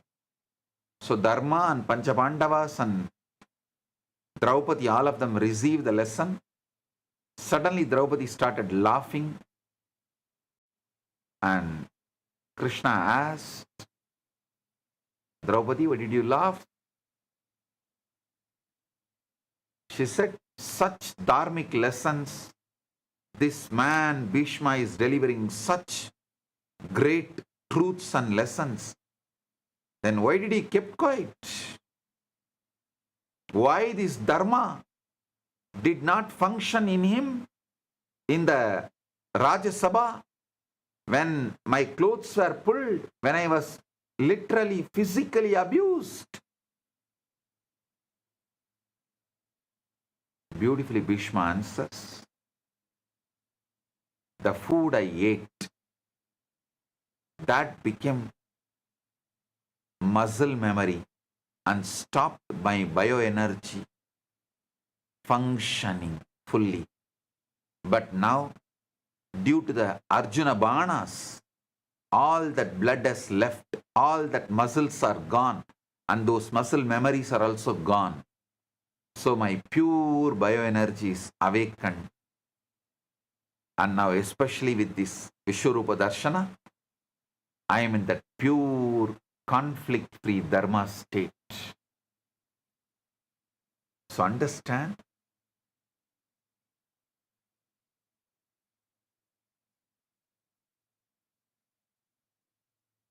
established in Dharma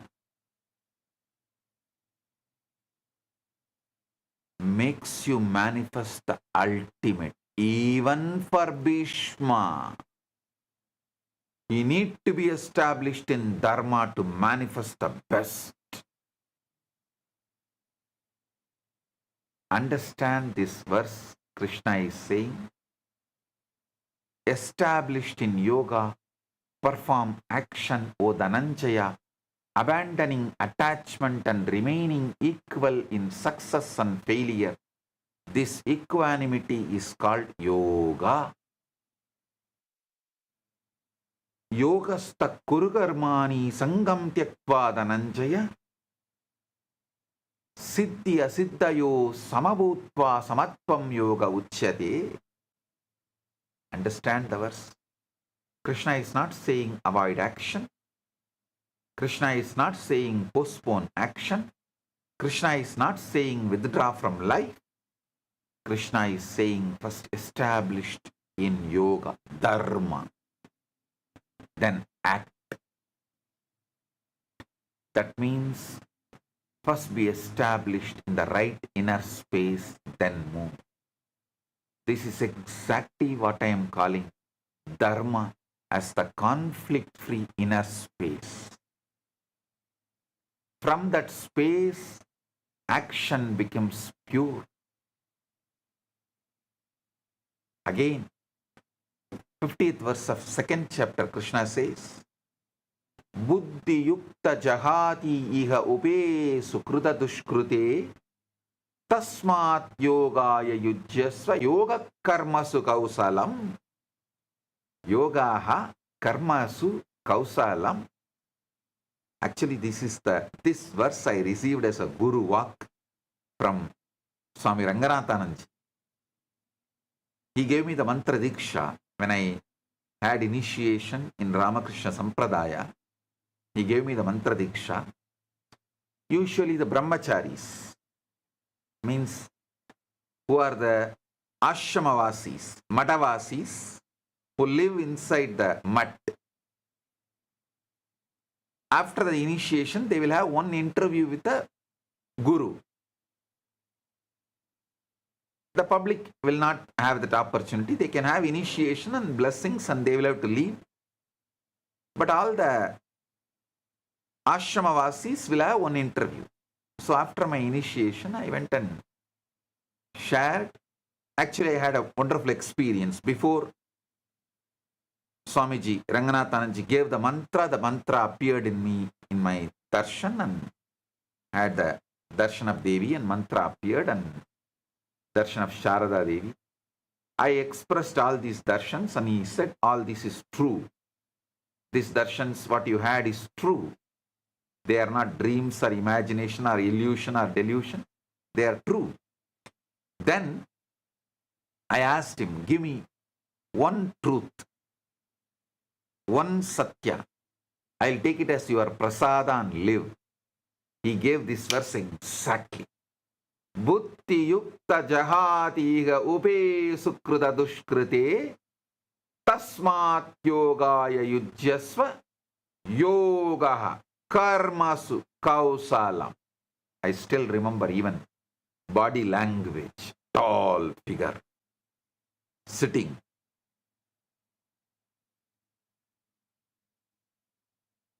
With the same finger, yoga, karma sukausalam. He's a born Malayali. So that kausalam he will chant as kauchalam. That sa will become little. That Malayali accent. Yogaha karmasu kauchalam. That sa become little Malayali accent. Sa, I tell you. And still I obey that Guru walk. Yogaha karmasu kausalam. I'll give you the translation. Endowed with wisdom, one casts off both good and evil here in this life. Therefore, devote yourself to yoga. Yoga is perfection in action. He told beautifully, yoga is perfection in action and inaction.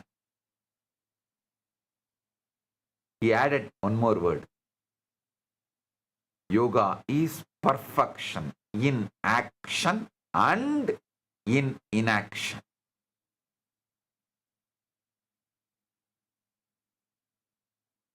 This one verse is enough. And still I follow this.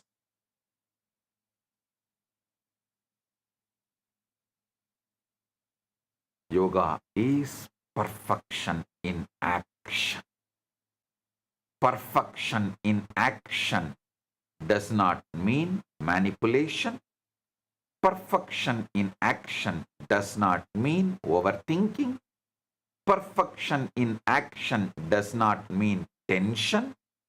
Perfection in action means action flowing from clarity. Perfection in action means action flowing from alignment. Perfection in action means action flowing from non-fragmented consciousness. The person with inner conflict cannot sustain perfection in action. The person in Dharma naturally expresses perfection in action. The flow is Dharma expressing itself as perfection in action. Flow is Dharma expressing itself as perfection in action.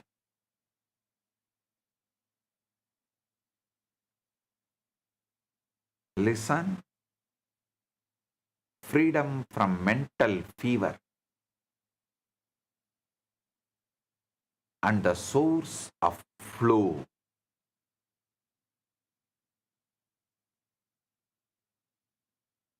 The next pramana is one of the most important for this whole satsang.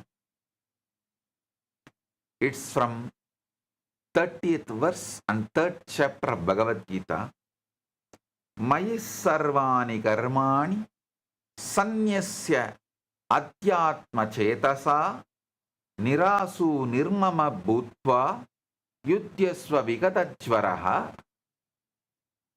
Surrendering all actions to me with consciousness centered in the self, free from expectation and possessiveness, and free from mental fever, engage in action. I wanted to highlight one word from this verse. Vigatajvaraha means free from mental fever. This is one of the strongest scriptural definition of flow. Action without mental fever is flow. Manifestation without mental fever is flow. Decision without mental fever is flow. Leadership without mental fever is flow. Most people are not acting, they are acting with fever. Most people are not manifesting, they are manifesting with anxiety. Most people are not deciding, they are deciding with the psychological heat. This verse means act free from jvara, free from fever. This is the foundation of effortless action. Effortless action does not mean no intensity, it means no fever. Effortless action does not mean no responsibility, it means no psychological burning. Effortless action does not mean no action, it means action from the center. This is why I want to tell you, listen, do not manifest with fever, manifest with centered fire. Pressure is not power. Mental fever is not sincerity. The more unclutched you are, the more effective your action becomes.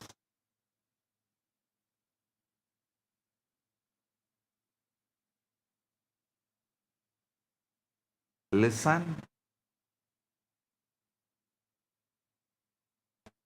Manun mauna. Mana un mauna. Unclutching, returning to conflict-free space. We need to understand the source from which this flow flowers. The source is inner silence. The source is mano unmauna. The source is unclutching. The exact foundation is given in the second verse of Yoga Sutra. Yogaha chitta vritti nirodhaha. When you are unclutched, you are Paramashiva. When you are with the source, you are Paramashiva. When your chitta vritti nirodha happens, you are Paramashiva.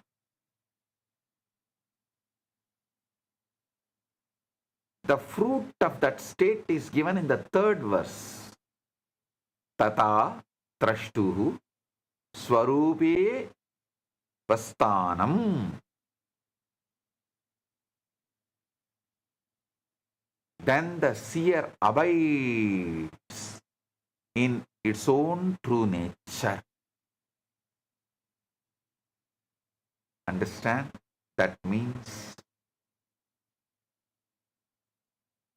when the fluctuations of mind settle, you return to your original space.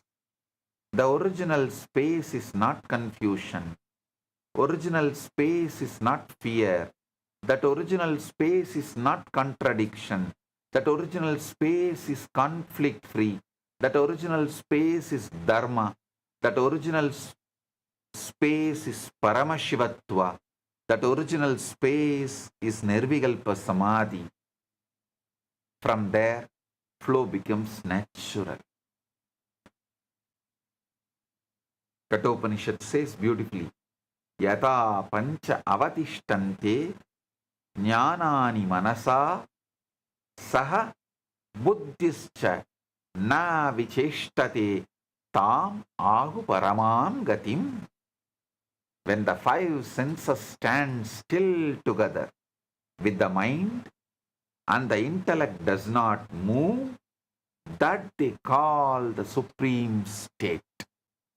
This verse directly shows the space beyond inner agitation.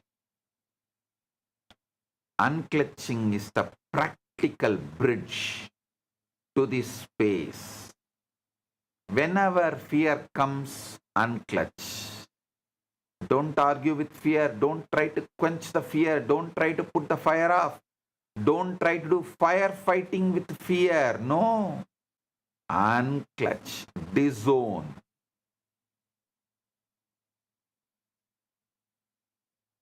Whenever overthinking comes, unclutch. Disown. Divorce. Don't try to sign peace treaty with fear. Don't try to sign peace treaty with overthinking. Complete divorce. Unclutch. Whenever overchecking comes, unclutch. Whenever inner pressure comes, unclutch. Whenever mental fever comes, unclutch. Whenever you remember, return to the source. You don't have to create dharma. You only have to stop clutching conflict. The moment clutching stops, the conflict-free inner space starts revealing itself. This is why I wanted to give this truth in one sharp line. You are not asked to manufacture flow, you are asked to unclutch friction. Final essence, conclusion. Let me give you the essence of whole satsang once more in one complete conclusion. The flow state of manifestation is dharma in action. Dharma means conflict-free inner space. Conflict-free inner space expresses as unclutched awareness. Unclutched awareness expresses as manon mauna. Manon mauna expresses as clarity. Clarity expresses as perfection in action and in inaction. Perfection in action expresses as powerful manifestation. Powerful manifestation expresses as reality responding. This is the whole science. Do not waste your life trying to force manifestation through anxiety. Do not waste your life trying to create results through inner argument.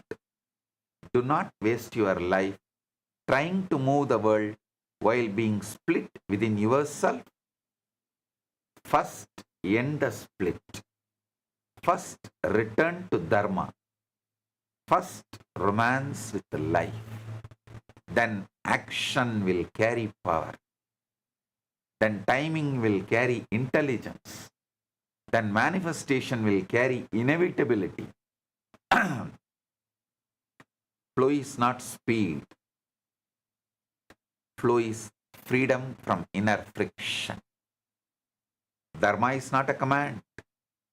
Dharma is your conflict-free original space. Manifestation is not pressure applied to life. Manifestation is life responding to your inner alignment. The one who lives in Dharma does not fight existence. The one who lives in Dharma romances existence. When you stop clutching confusion, consciousness starts flowing as intelligence. Be established inside, then act outside. I'll put a whole message in one line. Listen. Dharma is conflict-free inner space. Flow is its movement and manifestation is its result. Blessings to every one of you.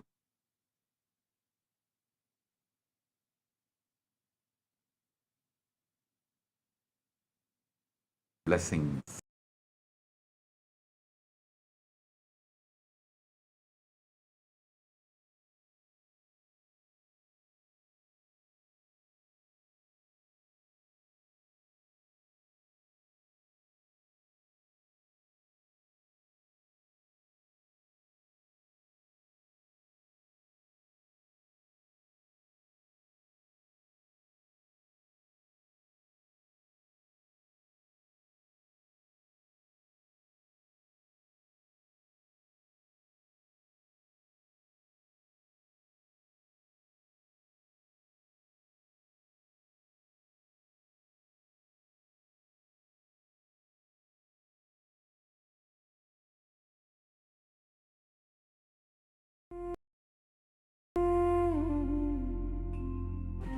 When I arrived here, I was in a very, very dark space, very pessimistic, but now there's this love inside of me, there's this joy inside of me, and the belief systems are changing, so all of a sudden opportunities are everywhere.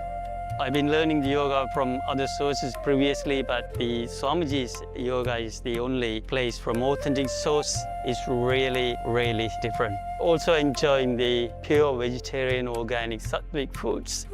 This special yoga makes my body more flexible, and Swamiji is teaching me what is intensity, what is integrity, and what is discipline. Before coming, I twisted my left wrist during basketball game, and I barely can use my left hand. After few training, my hand can sustain my body weight, and now everything looks normal for my left hand.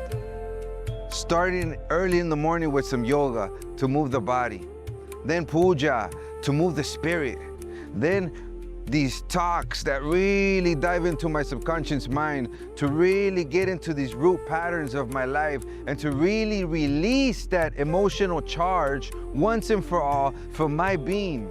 In day 28, I am complete.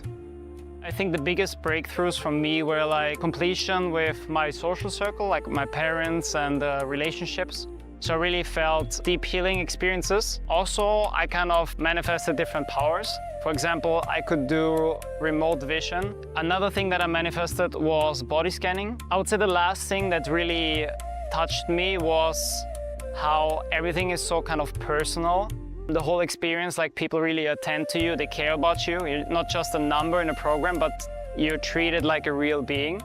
So I really appreciate that. Everybody has a wonderful breakthroughs and experiences. Life-changing process once you have joined. I would recommend this to anyone who wants to make a big shift in his life, a big change. Not even just like growth, but for personal transformation and breakthroughs, because this program just brings you to the next level.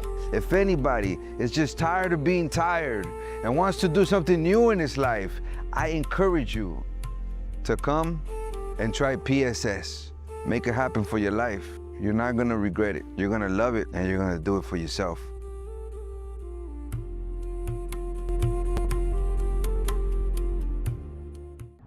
First, you need to understand what is not yoga. Yoga is not just moving your body. Yoga is not just concentrating your mind. Yoga is the ultimate happening. Please understand. Strong cognitions exploding into your system and changing your whole brain's alchemy, putting you in the space beyond any description and release such intense ecstasy into your system is yoga from my experience. The postures, stretching your body, everything is to align your system to retain that alchemy experience. What I am teaching as Nithyananda Yoga is not one more brand yoga, it is the yoga.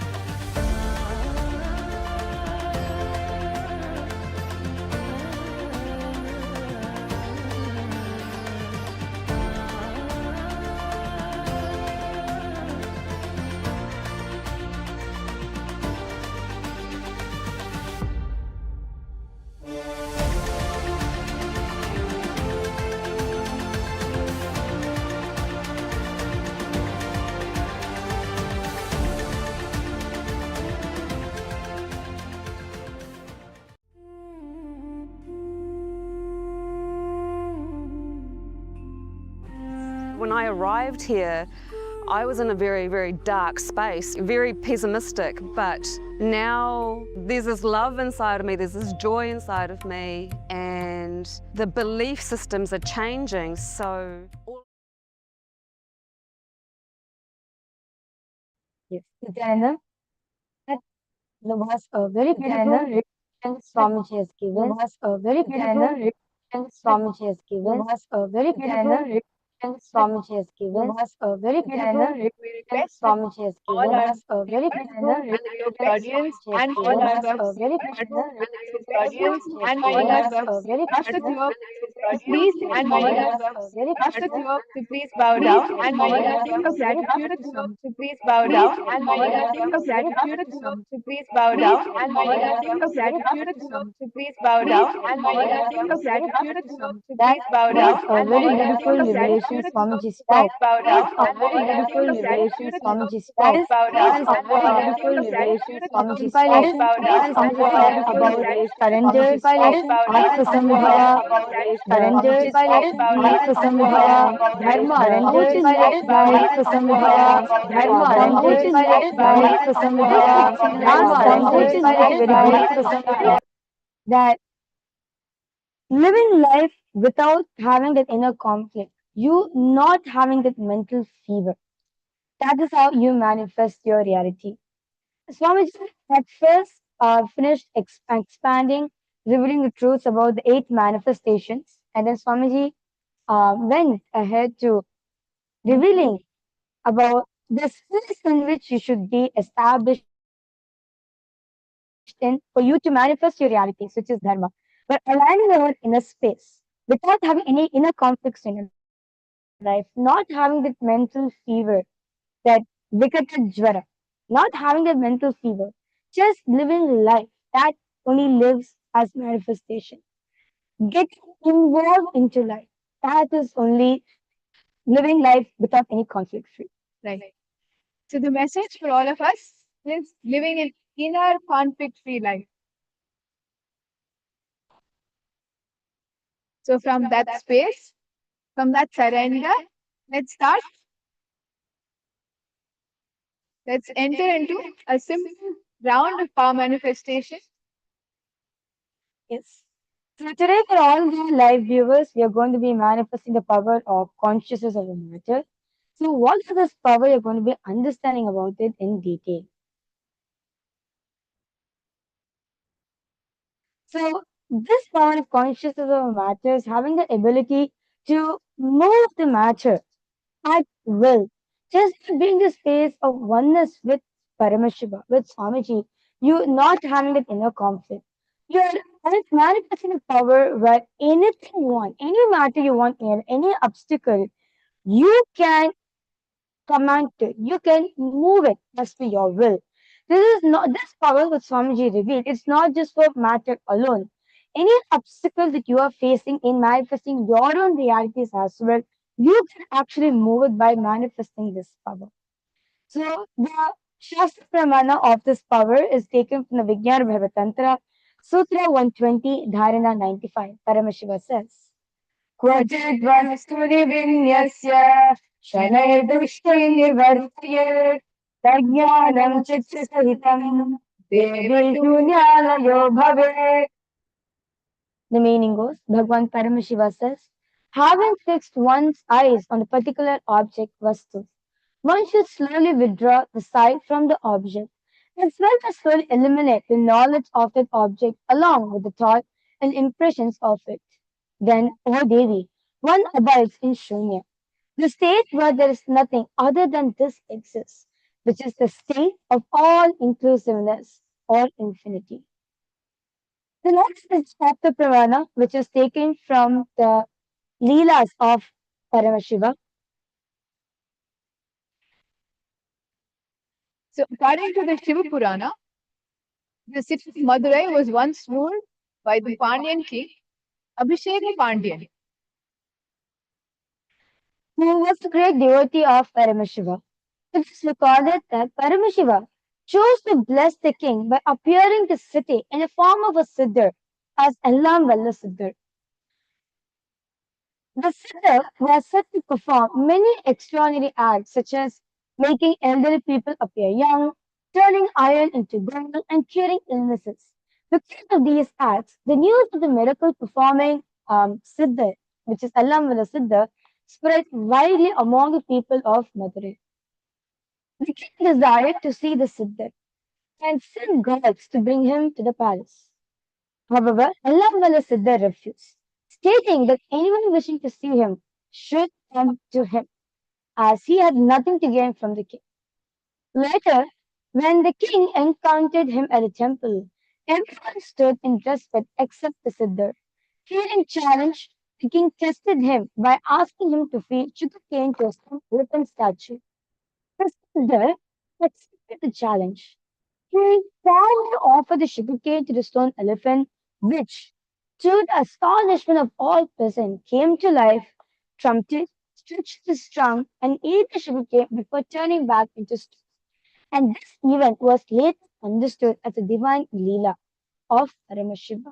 So you can see very beautifully Paramashiva in the form of Allah said that manifested this power of conscious over matter. The stone elephant, which is actually till date that actually Swamiji revealed a stone elephant there in the temple of Madurai, which is actually a pillar. And that came to life and ate the sugarcane from the king. And of course, the king understood that it's Paramashiva himself who had come and done this Leela.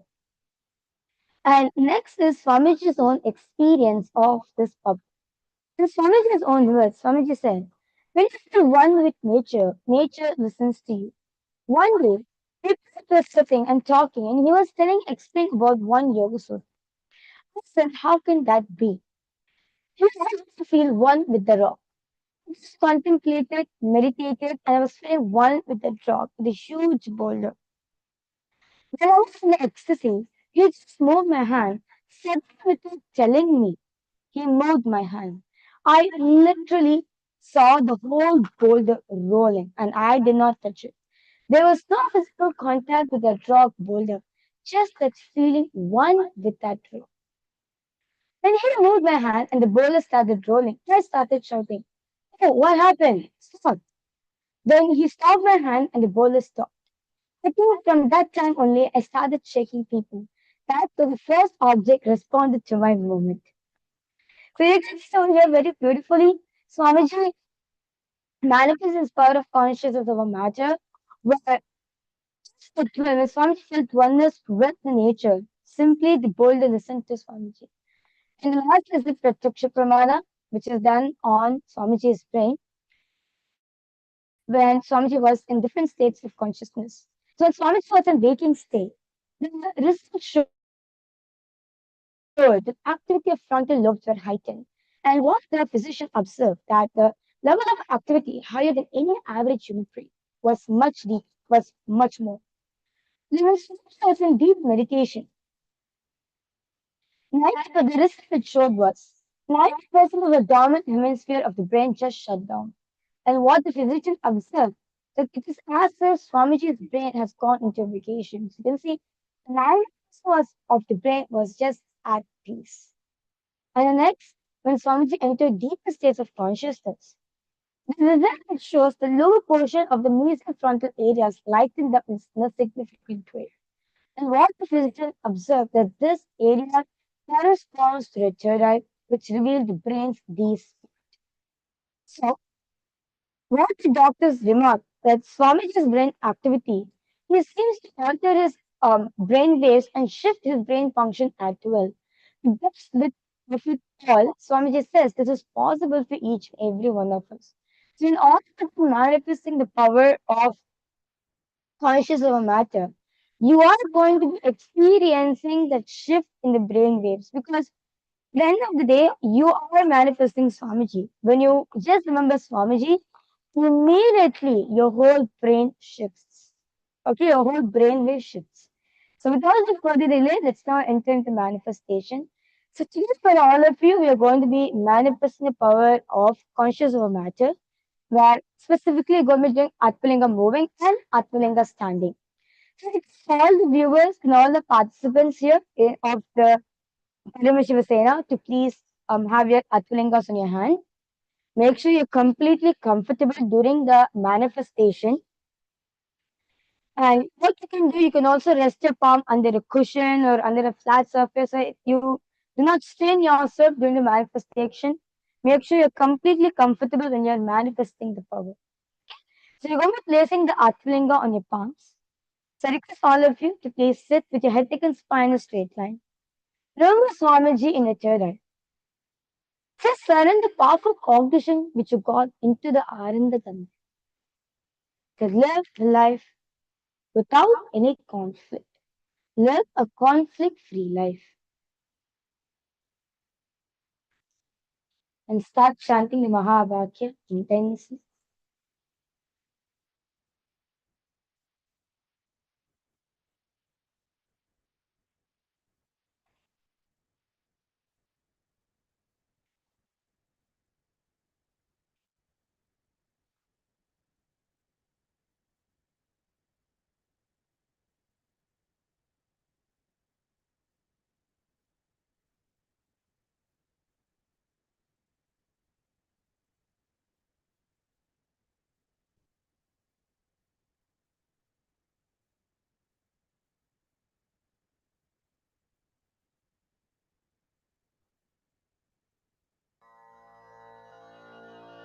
Paramashivam Paramashivam Paramashivam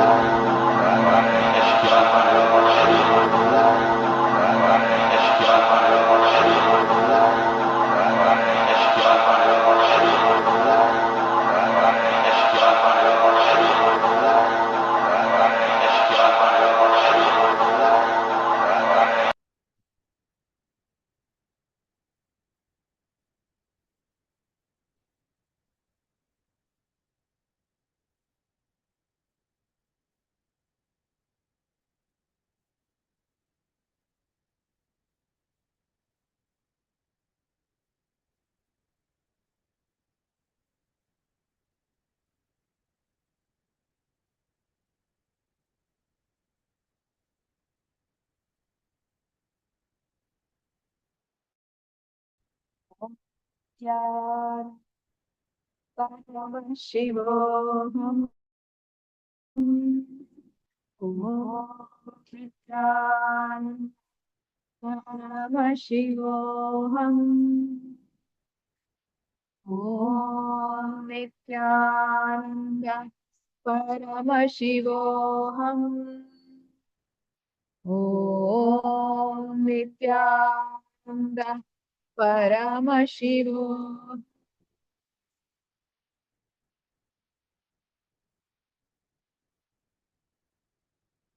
Paramashivam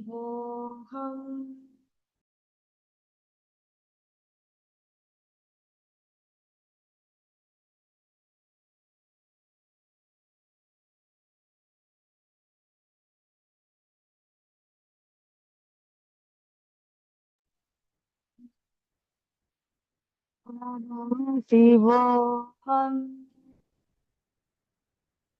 Om Nithyananda Paramashivam Om Nithyananda Paramashivam Om Nithyananda Paramashivam Om Nithyananda Paramashivam Om Nithyananda Paramashivam Om Nithyananda Paramashivam Om Nithyananda Paramashivam.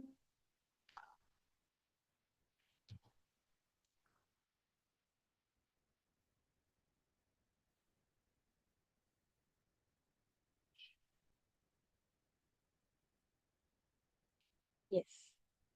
All of you can slowly relax yourself. We request all the viewers and all the Ratsabha members and the Chitsabha members and all the participants to post your manifestation, your manifestation results. Yes, did your Atmalinga vibrate or your Atmalinga move or the Atmalinga stood in your hand? I request all of you to please go ahead, post in the section. Please post in the chat. How was the manifestation for all of you? What Swamiji said, just do not have an inner conflict. That's it. Have that pure space of conflict. Have the space of untouching. That's only the thing which is needed. So as Swamiji said, that 5 fingers are not powerful. It's the one fist which is powerful, right? So the one fist is about what? You not having an inner conflict and just allowing Paramashiva to manifest in you. And when you're manifesting, this is our experience, right? When you're holding the Atmalinga, there's always this conflict. Am I holding this right? Is this moving left? Is something moving right? Or is this okay? Am I supposed to do something? Am I supposed to think something? Am I supposed to talk something? Is there something supposed to be done? All that inner chatter is all the inner conflict. You can totally see when that is going on. You are thinking something and the Atmalinga is moving over there, and you don't even know whether you're relating, right? Yes, it's the inner conflict that is stopping your manifestation, it's preventing your manifestation. That's Maharaja.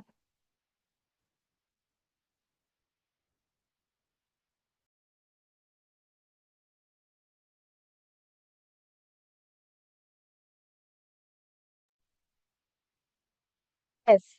So for all the viewers, I request all of you to please post in the comment section. What is your takeaway from today's satsang? In today's satsang, Swamiji revealed many profound revelations. I request all of you to go ahead and post what is your takeaway from today's satsang. What's the powerful contribution and clicks that you got from today's satsang, which you're going to be experimenting with today? Swamiji said very beautifully in one satsang. So reveal the powerful cognitions. I reveal the powerful truths for all of you. Now, all what you need to do is do a conscious snacking on them. Just chew on these truths continuously. Just dive yourself into this truth. You will see that truth itself will reveal itself to you. You'll get as an experience for yourself.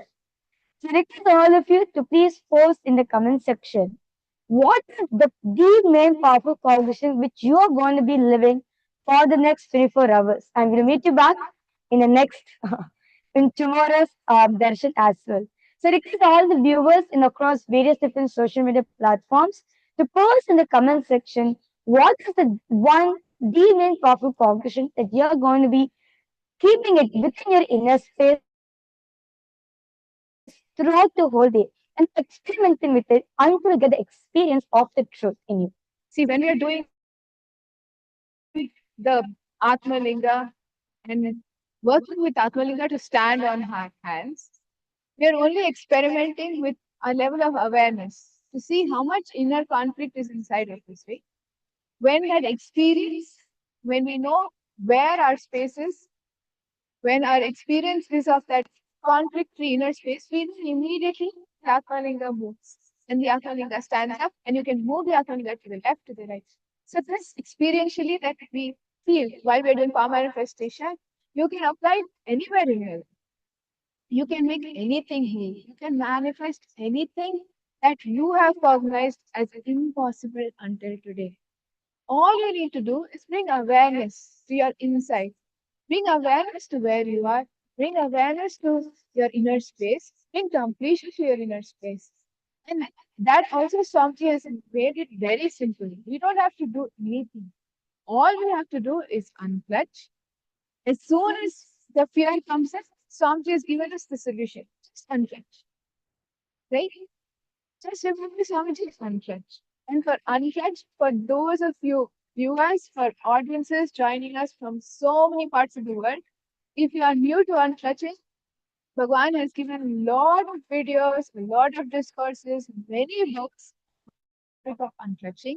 You can visit our playlist on unclutching in the YouTube channel of the SPH Bhagwan Nithyananda Paramashivam. You can sign up for the various courses from the Nithyananda Hindu University and experientially experiencing unclutching in various dimensions of your life to get trained, to get oriented, to become part of making unclutching part of your biomemory. We welcome you to come to the Paramashiva Sena program, which is the United Ancient Nations 31-day summit. So there are so many different ways the SPH has made unclutching available to you. Right now, as you're sitting with us, you can experience in just very few seconds. It does not take time, it does not take any kind of training, it does not even require you to know unclutching. All you need to do as you're sitting with us now and manifesting and watching this live, apply any powerful cognition that you heard from the discourse today. Either you can apply inner conflict free inner space, or you can take fear, whenever fear pops up, unclutch. Or you can look at how you can really work with your sleep and reach a Satori space. There are so many truths. One satsang alone can make you experience and give you the glimpse of power manifestation. Right? So from there, it is up to you of how much you want to make manifestation a part of your life. If you want to make it part of your day-to-day life and to take it up all the way to become a member of Parliament of the nation, you are welcome. You are welcome to join us in the United Ancient Nations 31-day summit in Paramashiva Sena program. And of course, now as we are continuing to talk to you, we're listening to you from various places here on YouTube and all the other social media channels. And we can see several of you are giving gratitude to Swamiji and requesting blessings. We welcome you. And of course, Swamiji's blessings are there. So we welcome all of you. Please share with us how Swamiji's powerful truths have been helping you in your life to bring solutions for all your problems. Yes. So this 30-day program, which is the Paramashiva Sena program, I would say this is a must program for every single one. Those of you who have already attended the Paramashiva Sena or those of you who are new to the Paramashiva Sena program, I can all of you, this the Paramashiva Sena program. It's a 30-day program where you are sitting in Swamiji's breathing space and you're actually removing the inner conflict what's happening in you. Be with the lifestyle, the routine which Swamiji has designed for the whole 30 days, right? So you wake up in the morning, you do intense Nithyananda yoga, you do 100 asanas of the Nithyananda yoga of the Sakala Vinyas Krama with the 12 components, followed by the Nitya Puja, where you offer your gratitude to Swamiji, and then you do the power manifestation. Then you enter into the completion, various different completions you have, like be with completion with the pain patterns, completion with your health, with your relationships, or even the fears of that, how to become your own boss in every single aspect of your life, in every single field experiencing that space of completion, not having an inner conflict in you. So you experience that as a reality. So you can manifest whatever you want as a reality. Is this completion process? This completion process is tailored, is given by, designed by Swamiji himself for each and every single participant. So that all of them, at the end of the day, when they go back as a new being. I would say they go back as Paramashiva. They become a Paramashiva Sena actually. They they are not just a person has a, of course there are lots of transformation, but they are going back as Swamiji to their home. They are going back as Paramashiva to the people. So whoever they're going to meet in their life, they are going to be giving this signs. They are going to be gifting this gift to them as well. And of course, the cycle continues. More people come, get benefited from it. So I encourage all the viewers watching us right now, do come and join for the Paramashiva Sena program. The next season starting at July 1st.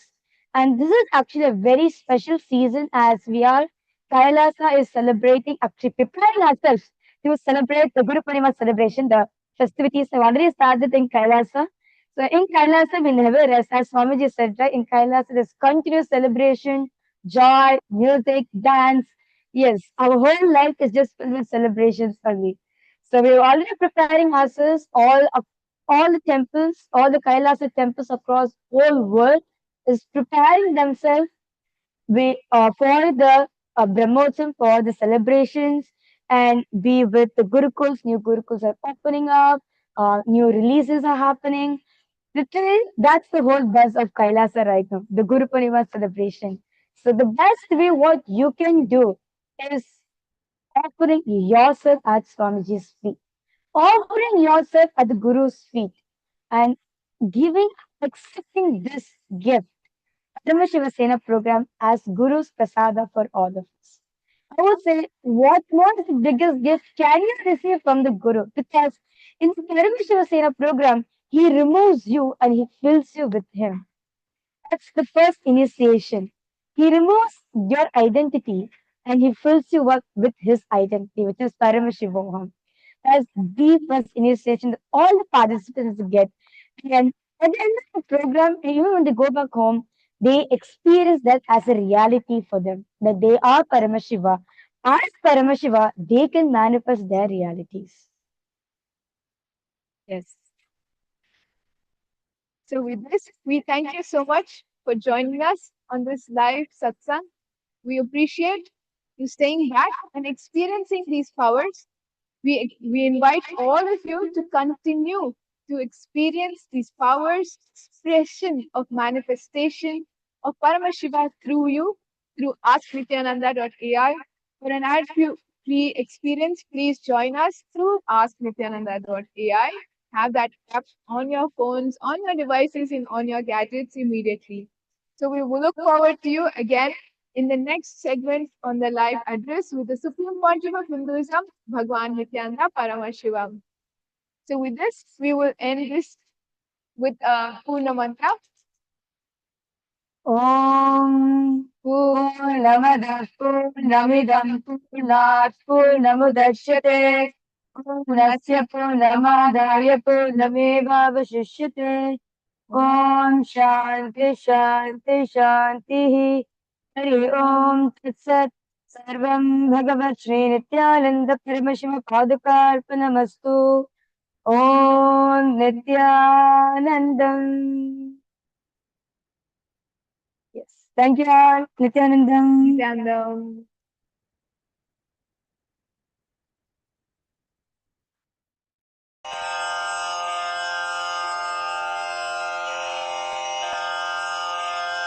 श्रीकैलासोन्नतद्वादशान्तश्यामलापीठारूढ श्रीमीनाक्षिसुन्दरेश्वरा भिन्नस्वरूपा परशिवपुत्ररत्न Kumar गुरुमण्यतुल्यावतार श्रीपार्वतीस्तन्यपानलब्धदिव्यज्ञान विश्रुतसकलनिगमागमसारभूतद्राविडवेदप्रवक्त्रे श्रीमत्परमशिवकरुणासमधिगतमुक्तामयचतुरश्रयान् गीयमान छत्रचामर श्रीचिह्नकाहलादिसमस्तबिरदावल्यलङ्कृत ज्ञानविज्ञानचक्रवर्ती सर्वजनसङ्घसद्यो निर्वाणदीक्षाव्ययापवर्गवर्ष विश्राण Jimuta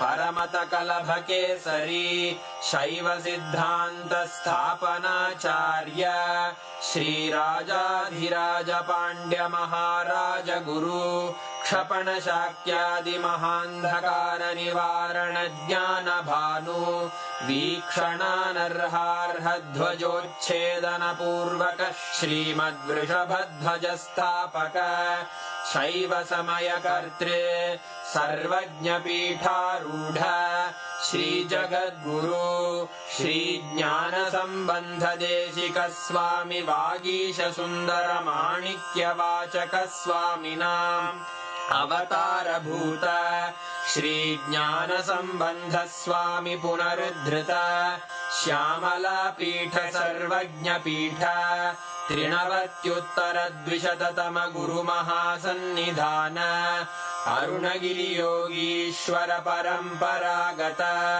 Arunachal सर्वज्ञपीठ गुरुमहासन्निधान Kailash परम्परागत काञ्ची कैलास सर्वज्ञपीठ त्रयस्त्रिंशदुत्तरद्विशततम गुरुमहासन्निधान नित्योत्सव नित्यमङ्गल नित्यकल्याण नित्यरजित कैलास परम्परागत आदिकैलास नित्यानन्दपीठ महासंस्थान महासिंहासन पीठकर्तः साक्षात् श्री परमशिव समुद्भूत कैलास परम्परागत वैवस्वत मनु इक्ष्वाकु हरिश्चन्द्र भगीरथ श्रीरामचन्द्र शूरसेन इत्यादि अनवच्छिन्न सार्वभौम चक्रवर्ति परम्परागत चतुष्षष्टि योगिनी मण्डित चतुष्षष्टि सम्प्रदाय प्रवर्तक मनुधर्म शासन सूर्यवंश प्राप्त सर्वज्ञपीठ सुराङ्गी साम्राज्य मूर्धाभिषिक्त चूडामणे साक्षात् श्री परमशिव समुद्भूत कपिल महागुरु पुनरुद्धृत महानिर्वाणिपीठ अष्टोत्तर सहस्र श्री महामण्डलेश्वर साक्षात् श्री परमशिव सिंहासनाभिषिक्त समस्त गणनायक श्री महागणपति समारंभ अनवच्छिन्न पीठाधीश्वर गुरु परंपरा प्राप्त अटल पीठ